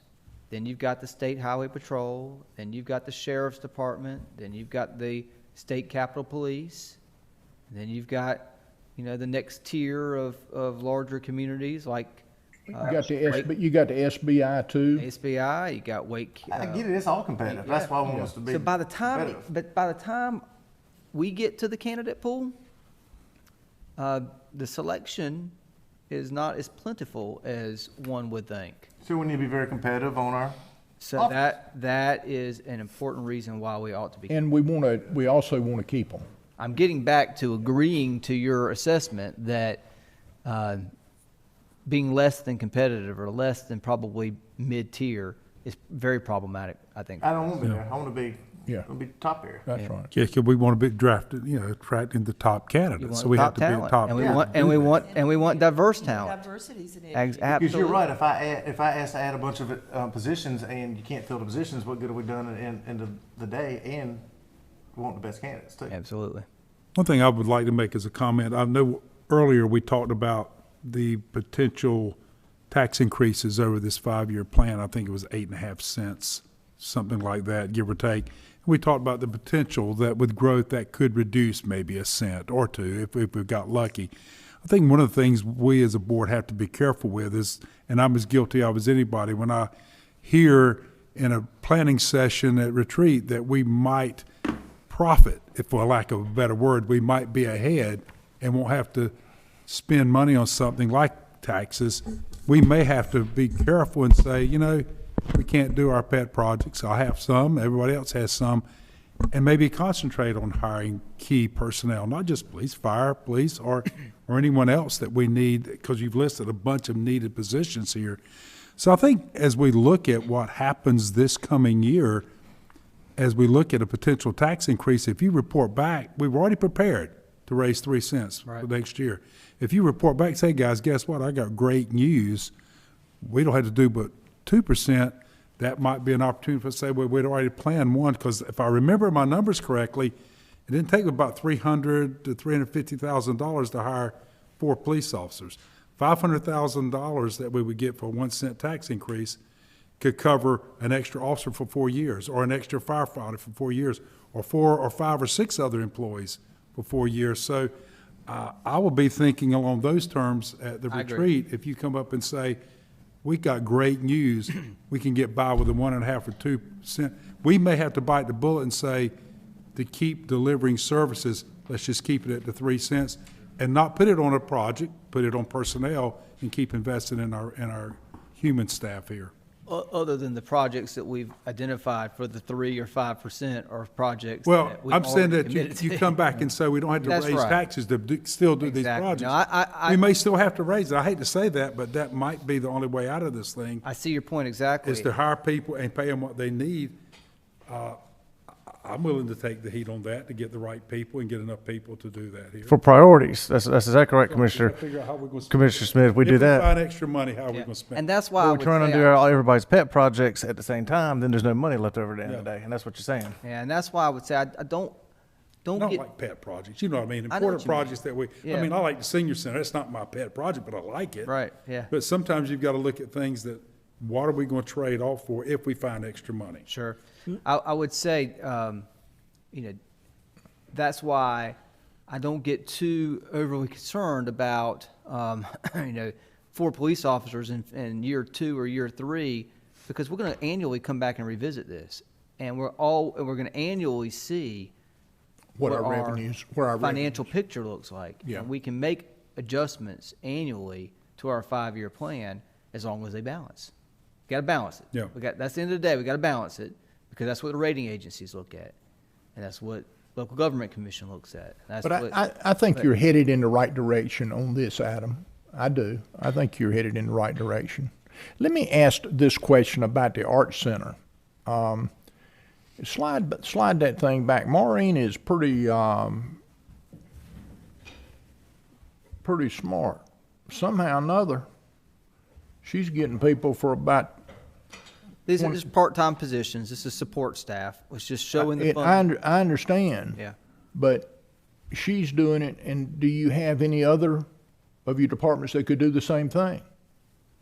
Well, she also has stuff that Yeah. different times that require people that. Yeah, all of them got that, Marilyn. It's just a question, if you get somebody that you've got other personnel there, and if you could get somebody, I mean, Maureen goes out there and finds people.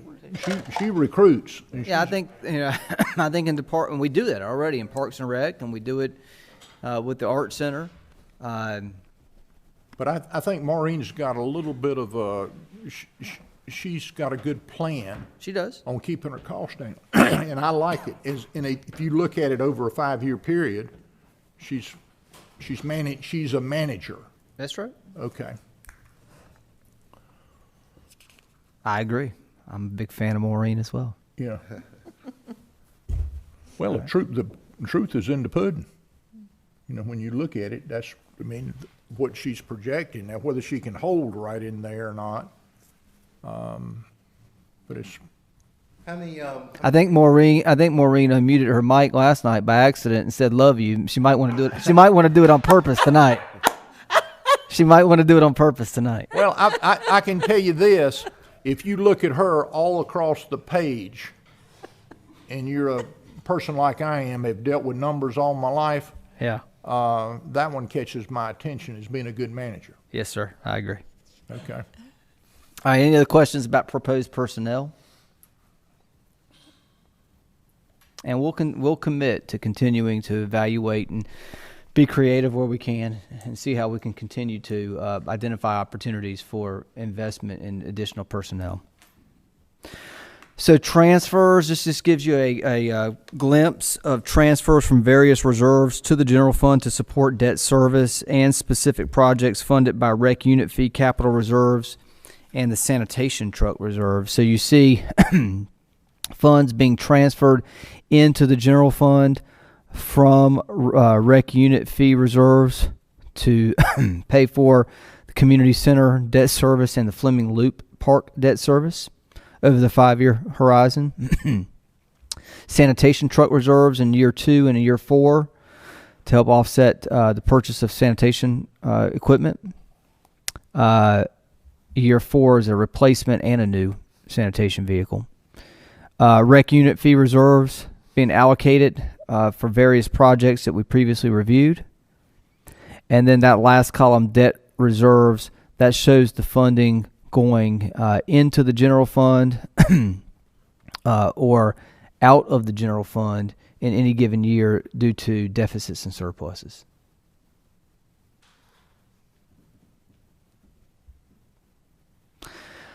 So let's talk about the impact of rec unit fees. I just showed the town board a menu of projects over a 5-year horizon. If you factor in revenues anticipated during those 5 years and those specific projects that were identified over those 5 years, the big one in year 4, that of that $2.4 million, $2 million of it is continued investment in the Hilltop Needmore Town Park and Preserve. You can see here if these conservative revenues don't generate more revenue, if they go along with our plan and our expenditures go along with our plan, there's going to come a time where we're going to have to take a breather and build back up a breather in projects and build back up our rec unit fee reserves. Now, again, these revenue estimates are a bit conservative. We know we got a lot of growth, we believe, on the horizon, and so What are they based on? What number of homes are they based on? I believe it's 11. Was it 1,100? Can you verify that, Mark? So these are based on anticipated known number of homes coming on each year in departments under the new revenue structure for recreation fees that was adopted by the board at the first meeting in March. One thing that we'll also need to keep a monitor on over the upcoming years in the 5-year plan is making sure that we are aligning planned projects with the recreation zones in which they're generating. So Well, I buy into all that, but your number comes from Known projects. It's from our known plan. projects. 100 homes a month? We Or- have a project list from our planning department. Pretty much every subdivision and the phased approach. Yeah. I'd have to provide you a copy of that list. I don't know the number off the top of my head, the exact number that went into this assumption. But what we use know is- data to help identify Okay, but these. what we know is we're building about 200 homes a month right now. Right. We- With it, the this last is with three- the the last 3 specific. months. I'm just asking about approximately what number this formula was based on. We can provide that. It's not level because it's based on the specific lots remaining in the subdivisions that this town board has approved and the multifamily units that are approved. And that's why you see bigger numbers in We can find first 3 years. We can try to give you an average. That'd but, be fine. But I don't have. Give me an average. I, That's all I wouldn't get too alarmed with this because I expect the numbers will be larger in years 4 and 5 as more projects come forward. Well, it could be. We don't know about the projects that are going to happen 4 years from now. We know about the projects that are happening over the next 3 years. Well, what I know about is what we're doing right now. And I'm just gonna take that number and move it forward a year. And if, that way it gives me an idea. And I can tell how far on or off y'all are. That's where I'm coming from. We'll try to And respond to you. We, Okay, we can that'd be provide fine. that the last I two. appreciate that. The last 2 That's years. all I'm looking at. Yes, in the last 2 years, the main investment is additional investment at Hilltop Needmore Town Park and Preserve of a flat $2 million, and that number and any other investment can be adjusted based on the pace at which we bring in recreation unit fees. Yeah, that's not, I understand what you're saying, but Adam knows what I'm talking about. Okay. All right. Any other questions about rec unit fees? Bottom line is we may have a decision point later in years 4 and 5 if things were to change. That's right. PAL bill fund balance. Here, again, we're making significant investments in pedestrian projects every year, $300,000. Road resurfacing, sidewalk projects, maintenance. If we continue to only bring in roughly $730,000 to $750,000 a year, but we're putting out $800,000 to $900,000 a year, we're going to begin to deplete our fund balance here. And under this scenario, and this is a little more defined because this is not based on necessarily houses. This is based on mileage of roadways and population, and that's how our revenue generation is determined through the state formula.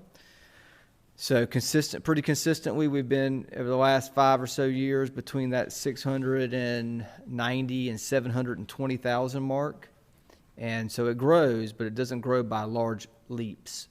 And so it's reasonable to expect that somewhere between $730,000 and $750,000 will be the revenue stream.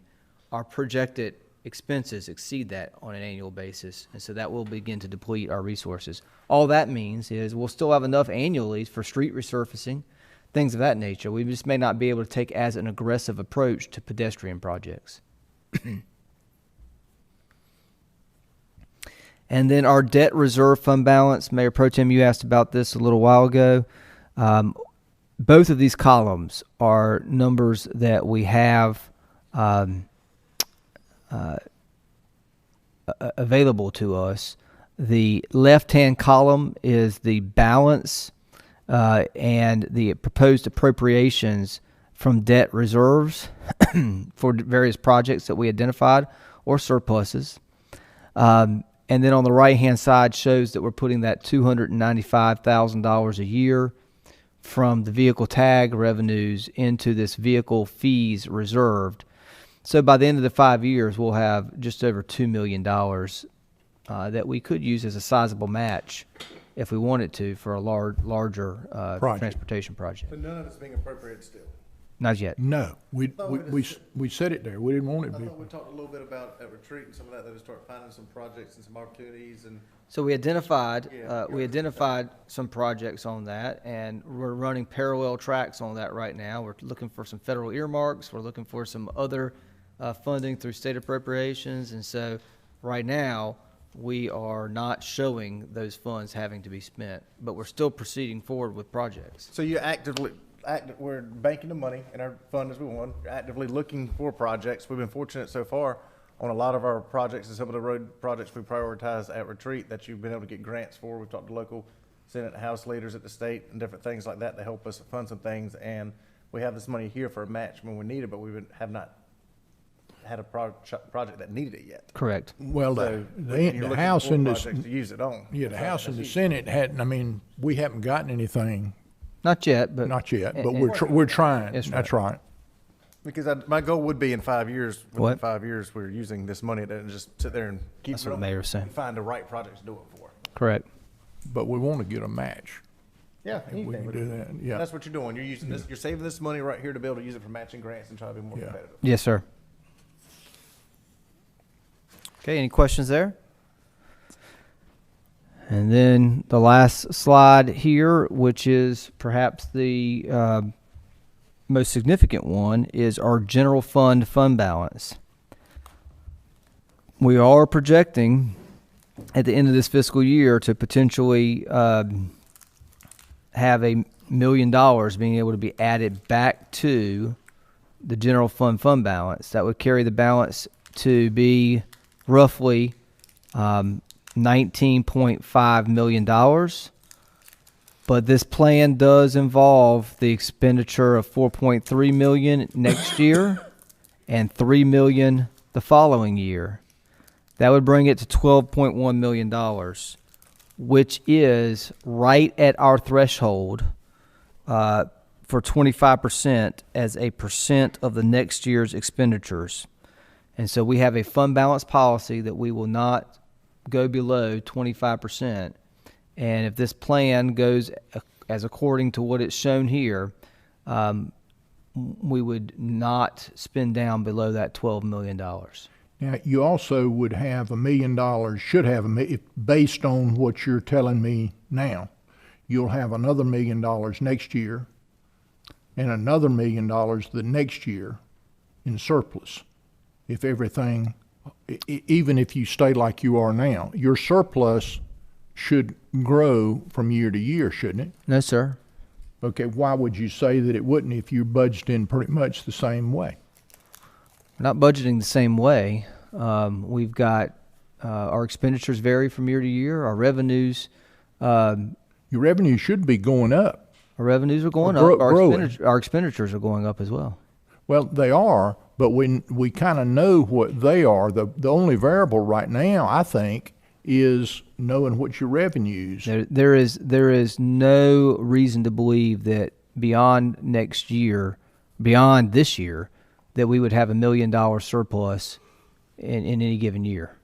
The reason for the $1 million surplus this year Is conservative budgeting. we significant conservative budgeting. We budgeted based on the fear of COVID's impact on our budget, Yeah, and and we I- far exceeded that. And I got that. Yeah. But I'm looking at the revenues and the building that's going on, and I see us having a surplus next. And I see the logic in that, and I think that it is reasonable to have that logic. I would not can't feel guarantee it, I is would what not you're feel saying. comfortable Yeah, guaranteeing that I there would got be a you. surplus. I'm with you.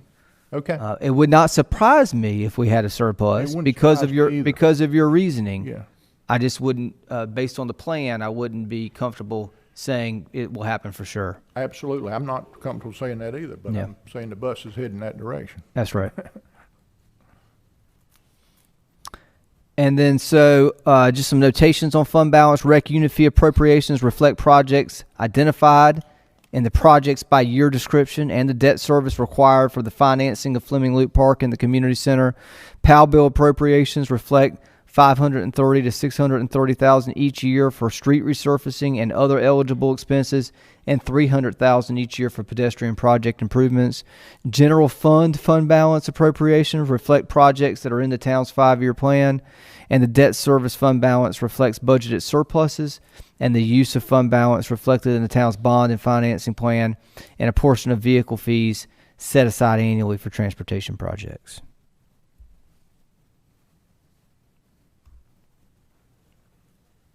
Any questions about the general fund 5-year plan? I think the big takeaway that I've had is continue to monitor how we may be able to be creative with personnel, additions to personnel. Mr. Mayor, I have a question. Yes, sir. Adam, I know it's maybe a bit early, but what about the American Rescue Plan and those funds that are coming to local government? Are they factored into this? No, sir, they're not factored into those. Those would be mid-year modifications or budget adjustments that we would do. Once we receive that money, we would recognize it as revenue, and then, of course, we would plan for that expenditure. A couple of things I would say to that is we and sort of to your point about the earliness of it, the Treasury Department has not provided the level of guidance necessary to fully plan on it. We can begin talking about some ideas or thoughts on it, but until we get full and complete guidance, it's challenging to be able to kind of pinpoint exactly how those funds would be utilized. And we've heard differences of opinions about the approach and how to go about it. Some opinions are to go ahead and begin making plans. Others are you have until December 31st of 2024 to utilize this money, and so don't rush to make plans, but rather be more methodical about it. Make sure that it is a justified, reimbursable plan. Make sure you have a good plan for how you're going to account and document for it, because There's likely going to be an audit that will come after it, and so that's sort of the stage that we're in. We're waiting for Treasury to provide more guidance, and when that comes down and when we receive the first tranche of those funds, then it will require us to have some higher level conversation about it. Do you don't have any idea of a formula that's being used to forecast what Fuquay-Varina would receive? Oh yeah, we do know about that. Yeah, we know a total, but we don't know what the Yeah, we believe we'll requirement- be receiving right at $8.9 million Here in Fuquay? here in Fuquay-Varina. Okay, all right. And that number's, In two tranches, half. half of it relatively soon, probably in the next 60 days, and the other half within 12 months. Okay, all right, thanks. Yes, sir. but the expenditures, there would be, would have to provide documentation. We will definitely have to document and account for those expenditures, because they're just like what happens when FEMA gives you funding to recover from a hurricane. After you get those monies and spend it, they're here a year later to audit it. Is it, coming. Adam, is it 8.9 million or up to 8.9 million? It's a number, 8.9 million. It's 8.9. But we've got to show documentation, We will have to show documentation for how we spend it. how we spend it. And that documentation will have to demonstrate that it was a qualifiable expense. Yeah, okay. Yeah. Now, the definition of qualifiable still remains to be seen by the Department of Treasury. Sure. Yep. The guidance that we've heard thus far is that something that's not uncommon for this type of appropriation, since the intent is to be a revenue stream where you can add on projects and eligible expenses to your budget, to not plan on it and do an appropriation that's, anticipating what it might be. You're better off leaving it out so you can always go back and amend your budget to realize there's revenues with an eligible plan. Okay. If you were to budget expecting it to come in, they might look at it as replacing something in your budget, even if we were trying to add expenses that are eligible under the ARP. Thank you, Mark. That was good. Before we jump into the enterprise fund, certainly want to answer any other questions that the board might have. But I also just want to follow up. 78% of all of our police officers live within town or up to that 10-mile limit as a part of our policy. 78% Of the officers. of our officers. Good. That's great. Yep. That's wonderful, yeah. And that's a big swing. I mean, Larry, 38% actually live in town limits, 23% within 5 miles, and the other 17% within the 10-mile radius. Commissioner Smith, isn't that kind of a big swing? That is a big swing. I remember we first started doing it with folks who lived in the city. We didn't need to get but just a Few handful of cars, and we had it covered. I think that's really goes to recruiting officers to live in town, and also housing that's fairly affordable in our town that people can't afford and live here. So I think it's a dual track there. I think it's good news. But it's a good tool, and I like our Mayor Pro Tem. I like to see the cars in the driveways in our community. Too. All right, any other questions about the general fund 5-year plan before we hop into the enterprise fund 5-year plan? We're almost done. We're getting there. Yeah. Stick with it a little bit longer. Any questions? I think we're good. Okay. Well, then, moving forward, enterprise fund 5-year plan, same 5-year horizon. On revenues, we have fiscal year 1, which I won't really dive back into here. That's 22. Mayor, to your point, we talked about planning for future capacity and future debt. And so years 2, 3, and 4, you begin to see revenue generated by increases in water rates. So water's our next goal, right, to address water capacity. And so this is when we begin making some plans for addressing that future debt service. Additionally, we do expect some increases potentially in rates from our sewer treatment provider in year 3, and we've got some provisions in for that. Otherwise, our revenues either are static or continue to grow. With growth, you see water sales continuing to grow over that 5-year horizon. Same thing with sewer treatment revenues over that 5-year horizon.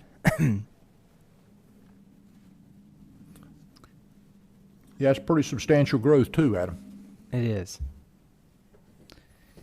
Any questions about just at the 50,000 foot level, the revenues for the enterprise fund? Any opportunities for rate increases in these areas?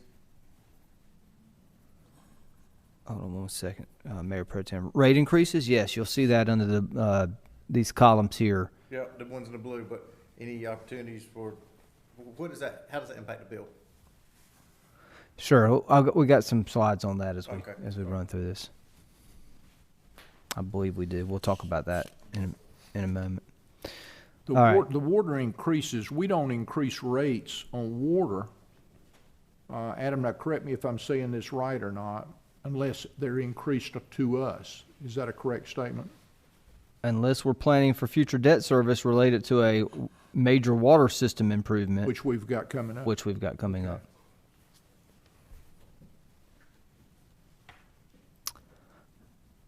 All right, so some revenue assumptions, 3% increase expense in year 3 for potential supplier increases as factored into the rate assumptions. To the mayor's point, if we expect an increase from suppliers, we pass that along. Years 2 through 4. Years 2 through 4 includes a phased-in total 90 cents per 1,000 gallons increase. So it's not 90 cents every year. It's phased in over that 3-year period per 1,000 gallon increase in water variable rates to offset debt service associated with existing customer capacity. How does that impact the individual? We're going to get to a future slide.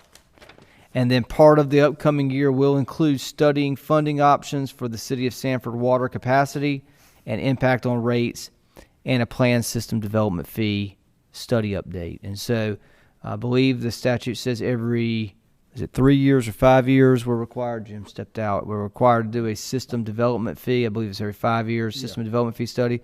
But it doesn't mean that we can't do one sooner than that, 5 years. If you need to. And we're proposing to do the system development fee study as a part of this 5-year plan. Actually, as part of fiscal year 22. System development fees are based on the revenues assumption for system development fees are based on 1,100 units in year 1 through 4 and 900 units in year 5. So while the growth is in all 5 years is a bit conservative in nature, we don't make an assumption that it's going to stay strong every year for the next 5 years. While it would be nice, we're trying to be a little bit realistic as well. New customers are estimated at 1,000 single-family accounts in years 1 through 5 and 750 in years 5. I should say 1 through 4 and 750 in year 5. New customers estimated at 20 apartment buildings in year 1 and 2 based on known projects. These are buildings, not apartment projects, but buildings in various projects. And none are assumed in years 3 through 5. That doesn't mean we won't have apartment projects in year 3 through 5, just none that we know about today. And you're not planning for them, and I think right. that's your point. And then the customer growth is planned on known projects in the pipeline for years 1 through 4 and an expectation of continued residential demand in year 5. So, Mayor Pro Tem, you asked about, and we could try to run a quick scenario here. You asked about what does it mean for a customer.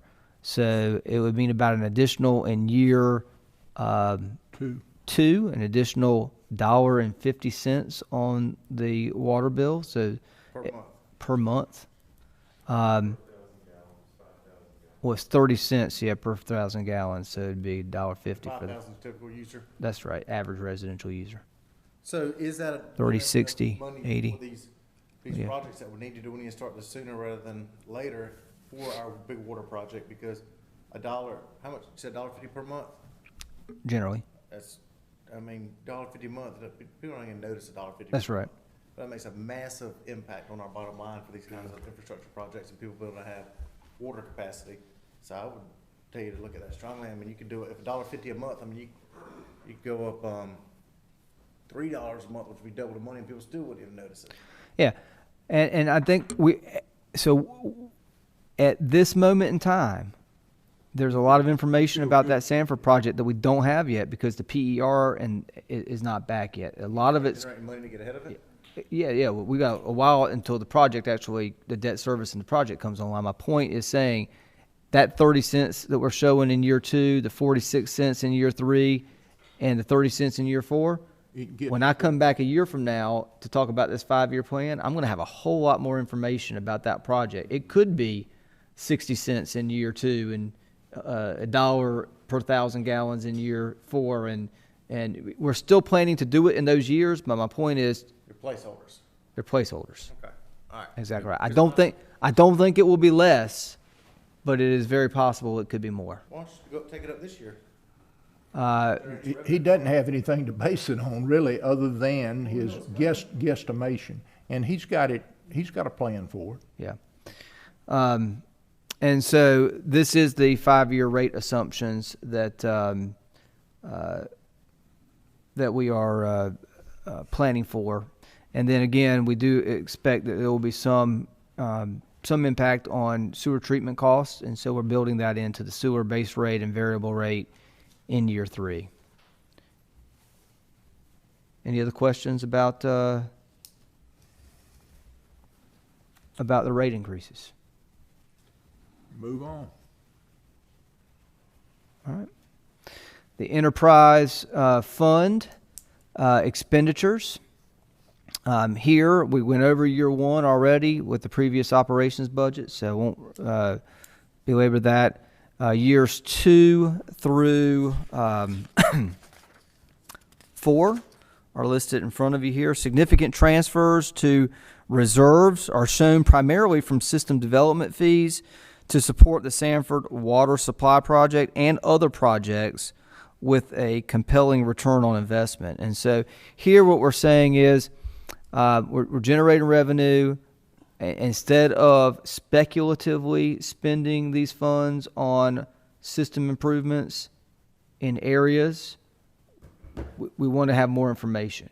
So we know on the maps for our 10-year plan that we've got plans for investment in water lines and sewer lines out in different areas of our potential growth area. But rather than going ahead and making the commitment now to make those investments, we want to wait and see if there is a true development interest in those areas and then proceed forward with them. So we're going to park those resources in reserves, and they'll be there for us if the need arises. If there's a return on investment demonstrated, or obviously some of these funds will be dedicated for the Sanford Water Capacity Project.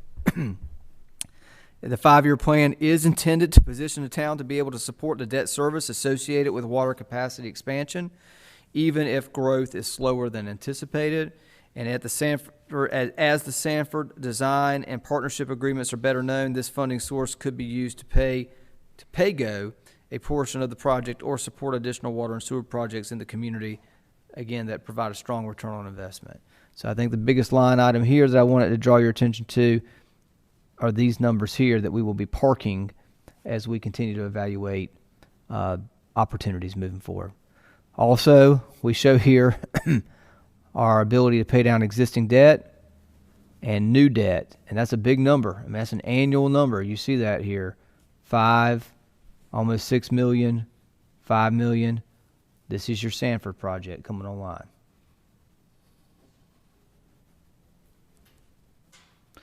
The other big thing to notate here is it is a 5-year balance plan under the assumptions that we have right now. And those change from year to year like everything else. That's right.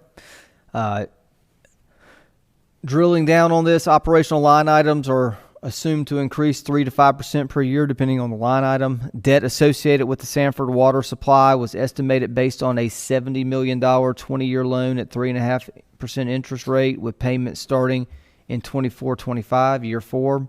Sanford water supply costs, funding options, and impact on rates will be further studied in fiscal year 22, so we'll have much better information. And capital improvement projects are limited to needed projects and other projects with a favorable return on investment. Similar to the general fund, these are a table summarizing capital equipment, capital projects, and maintenance projects and personnel in any given year in the 5-year. It does not reflect funding for the water capacity project. However, financial capacity to support a $70 million water capacity project in fiscal year 23 with debt service beginning 24 is a part of the plan. And so it's in the plan, but we don't spell it out on these tables right here as a capital project. It's kind of a separate beast in its own right, so we keep it separate. So capital equipment in any of the given 5 years, we won't talk about year 1. We know we're going to get a folding machine. Year 2, light trailer, a track loader and a skid steer, replacement of an enclosed trailer in the sewer department, a telehandler at the wastewater treatment plant, replacement truck and water for the water supervisor, a new administration vehicle, and a utility truck for the wastewater treatment plant. That administration vehicle is coming online 1 year after the assistant director position. You know, I don't see much in cameras. Those are cameras for our assets are handled through the IT department. What kind of cameras? Sewer line cameras? Yeah. We're good on those. We've made some purchases on those Last year, I remember we in made previous some. years. That's right. But I just see, when I look at 5 years, the technology and that stuff has really changed. Yeah. And again, 5-year plan is fluid from year to year. We reevaluate every year. If we find that we need something more appropriate at that time, we'll reprioritize. Okay. Year 3, replacement mini excavator, air brake trailer, mulching and sweeping attachments for the skid steer, outfall reel for combo truck, new crane truck for pump station mechanics, and a replacement meter reading truck. And then we've got just some additional miscellaneous funds programmed in there for capital equipment. Year 4, a plate compactor skid steer attachment, a replacement sewer main line. Well, here you go, Mayor. This is it right here. A replacement sewer main line camera, TV, CCTV for our system, and a pull behind. Which one are you on? 24, 25? Mm-hmm. Okay. Yep, I see it. And then a pull behind sewer jet replacement and a valve cleaning truck. And then in the final year, we've got a mobile generator, mower, meter reading truck, utility truck, and upfit, and just some additional miscellaneous funds. So that's that CCTV. Correct. All right. And then capital projects by year. Year 1, I won't go over again because we've done that. Year 2, we've got Sanford Water Design. This is the second year. In year 1, we've got $3 million, and in year 2, we've got $3 million. Remember, I mentioned that the costs are estimated to be about $7 million in design and other soft costs. We've got water line replacements, water line oversizing, valve replacement, sewer line oversizing. This is year 2. Year 3, we've got the last $1 million for the soft cost estimated for the Sanford project, additional water line replacements, oversizing, valve replacement program in our system, and sewer line oversizing. Sometimes the oversizing gets spent, sometimes it doesn't. Year 4 contemplates the purchase of the Harnett County Water District.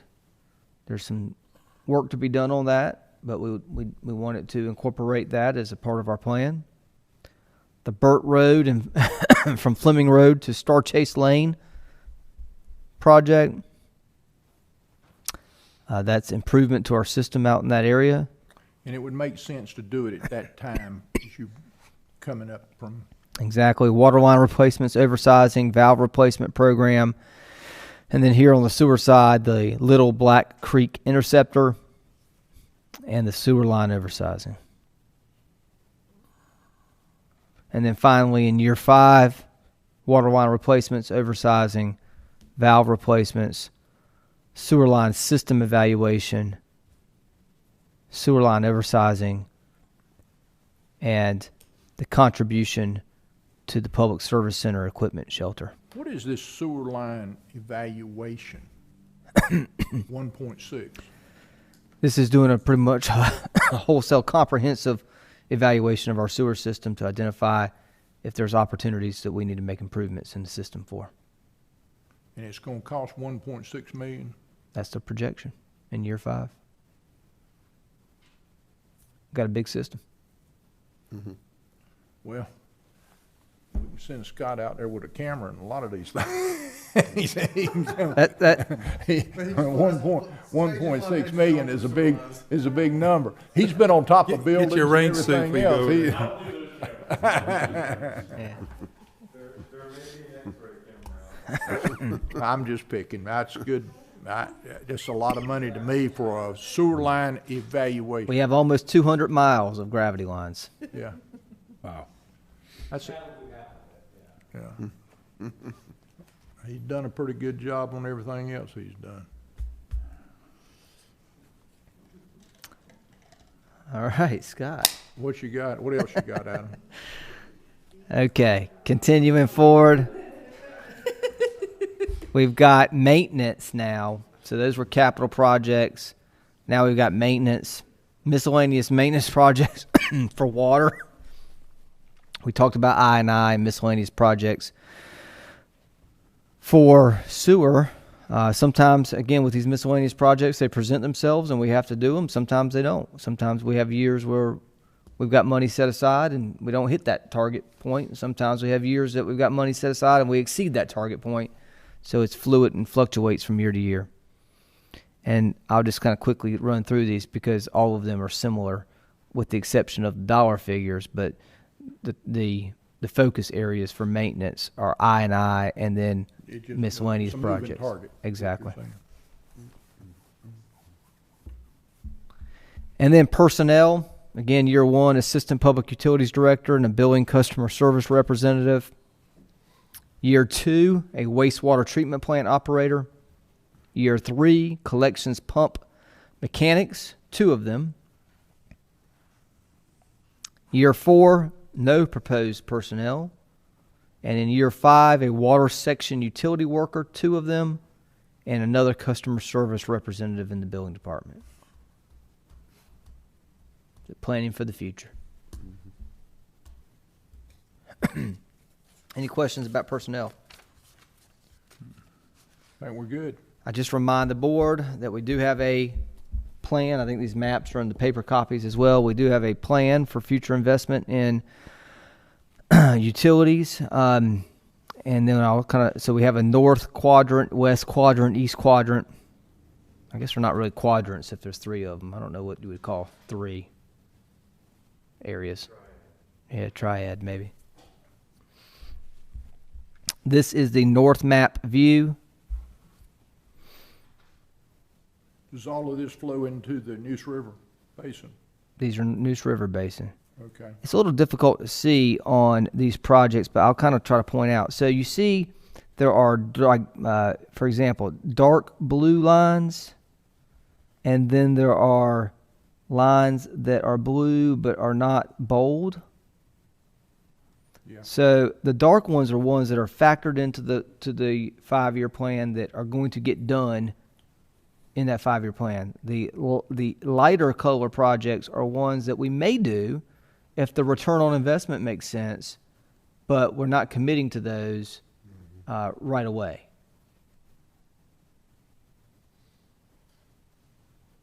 And so then again, we have the west view. And in the west view, we have this project again out here, kind of on the Burt Road area.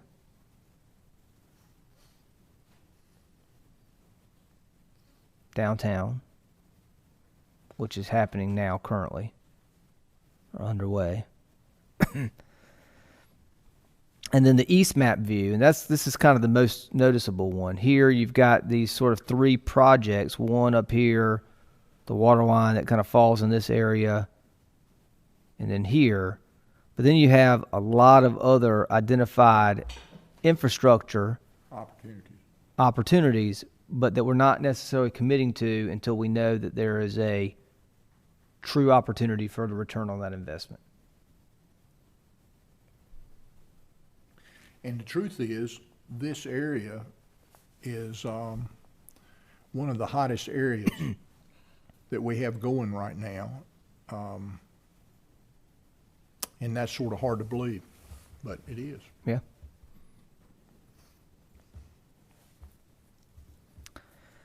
And then again, projects that are not in the 5-year budget for consideration of funding is available, and so we identify those projects. Remember, we talked about funding that we were going to park in capital reserves. We've identified projects that those fundings could be used on. Again, we're going to wait and see what type of prospects we have before we go ahead and make that investment. Any questions about the 5-year plan for enterprise funds? Pretty straightforward, with the exception of keeping a close eye on more detail and more information as the Sanford plant expansion comes online or comes to fruition, and then as well how that impacts future rates. I think we're As far good. as the investments in capital projects, capital equipment, personnel, most of it is aligned with our previous 5-year plan, and there's not a great deal of deviation from what we've talked about in previous years. You good? I'm good. Is the board good? We have run through one last thing I'd like to just mention. So we've run through the fiscal year 22 operating budget for the general fund. We've discussed the fiscal year 22 operating budget for the enterprise fund. We've discussed the 5-year plan for the general fund and the 5-year plan for the enterprise fund. Going back to the calendar. So the plan is that on May 3rd, our next town board meeting, I will present publicly to the town board a proposed fiscal year 22 budget, operating budget, and 5-year plan. And then we will go through the necessary advertisement period and inspection period for the public to be able to inspect the budget, proposed budget. And then on June 7th, I'll be recommending that we have a public hearing and for the town board to consider adoption of the budget. This has been consistent with our schedule in past years. If there is a strong desire by the board for a significant change to be made to either the fiscal year 22 budget or the 5-year plan, ideally, it would be helpful to know that before we publish the agenda at the end of next week. Is it the end of next week? Or do we have an extra week? End of next week. That way, what we are presenting to the public is, in fact, a budget that a budget and a plan, and a 5-year plan that this board has said that we feel comfortable. We think is going to move forward. That's right. We feel comfortable and we think it's going to move forward. Now, that doesn't mean a change can't be made between May 7th May 3rd and June 7th. But typically, if a change were to be made between May 3rd and June 7th, it would either be driven by just a general decision of the board or some new information to be presented that would cause us to reconsider the proposal. Does everybody feel reasonably good about what we've heard tonight? Yes, yes, sir. Commissioner Harris, you feel pretty good? Yes. Marilyn, you feel reasonably good? Yeah, I wish Depot Street were funded, but it can't be, so. Well, there are, some of those projects we can try to whittle at and do a little something to. Yeah, I don't think it's off the table forever. I think we're just gonna have Yeah. to continue to focus on how we might be able to achieve it outside of what we know we have available to us at the current moment. Adam, I think you've done a good job I do too. tonight. Well, I can't thank you for the presentation piece of it, but I certainly You cannot had a sit team, here you and got a take team, credit team for of it by people, myself. and they're listening, and they're here with you tonight. And I think it was a well thought out presentation, and it's always glad to have Mark back and Jim Seymour here, and And thank all of- everybody for their work on all this. of It's an your amazing team. amount of work. yeah. Thank you. And I would just say, use technology as much as you can to whittle away at those ongoing costs.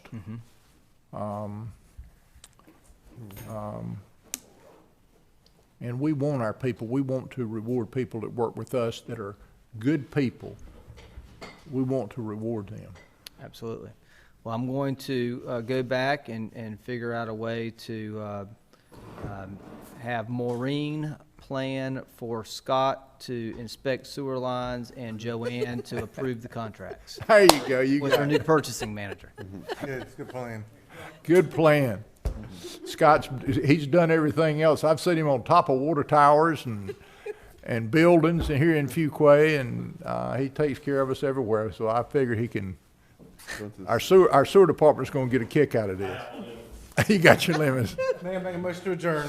Second. Got a motion and a second. Any further discussion? All in favor signify by saying aye. Aye. And thank y'all very much for being here tonight. Appreciate all your help.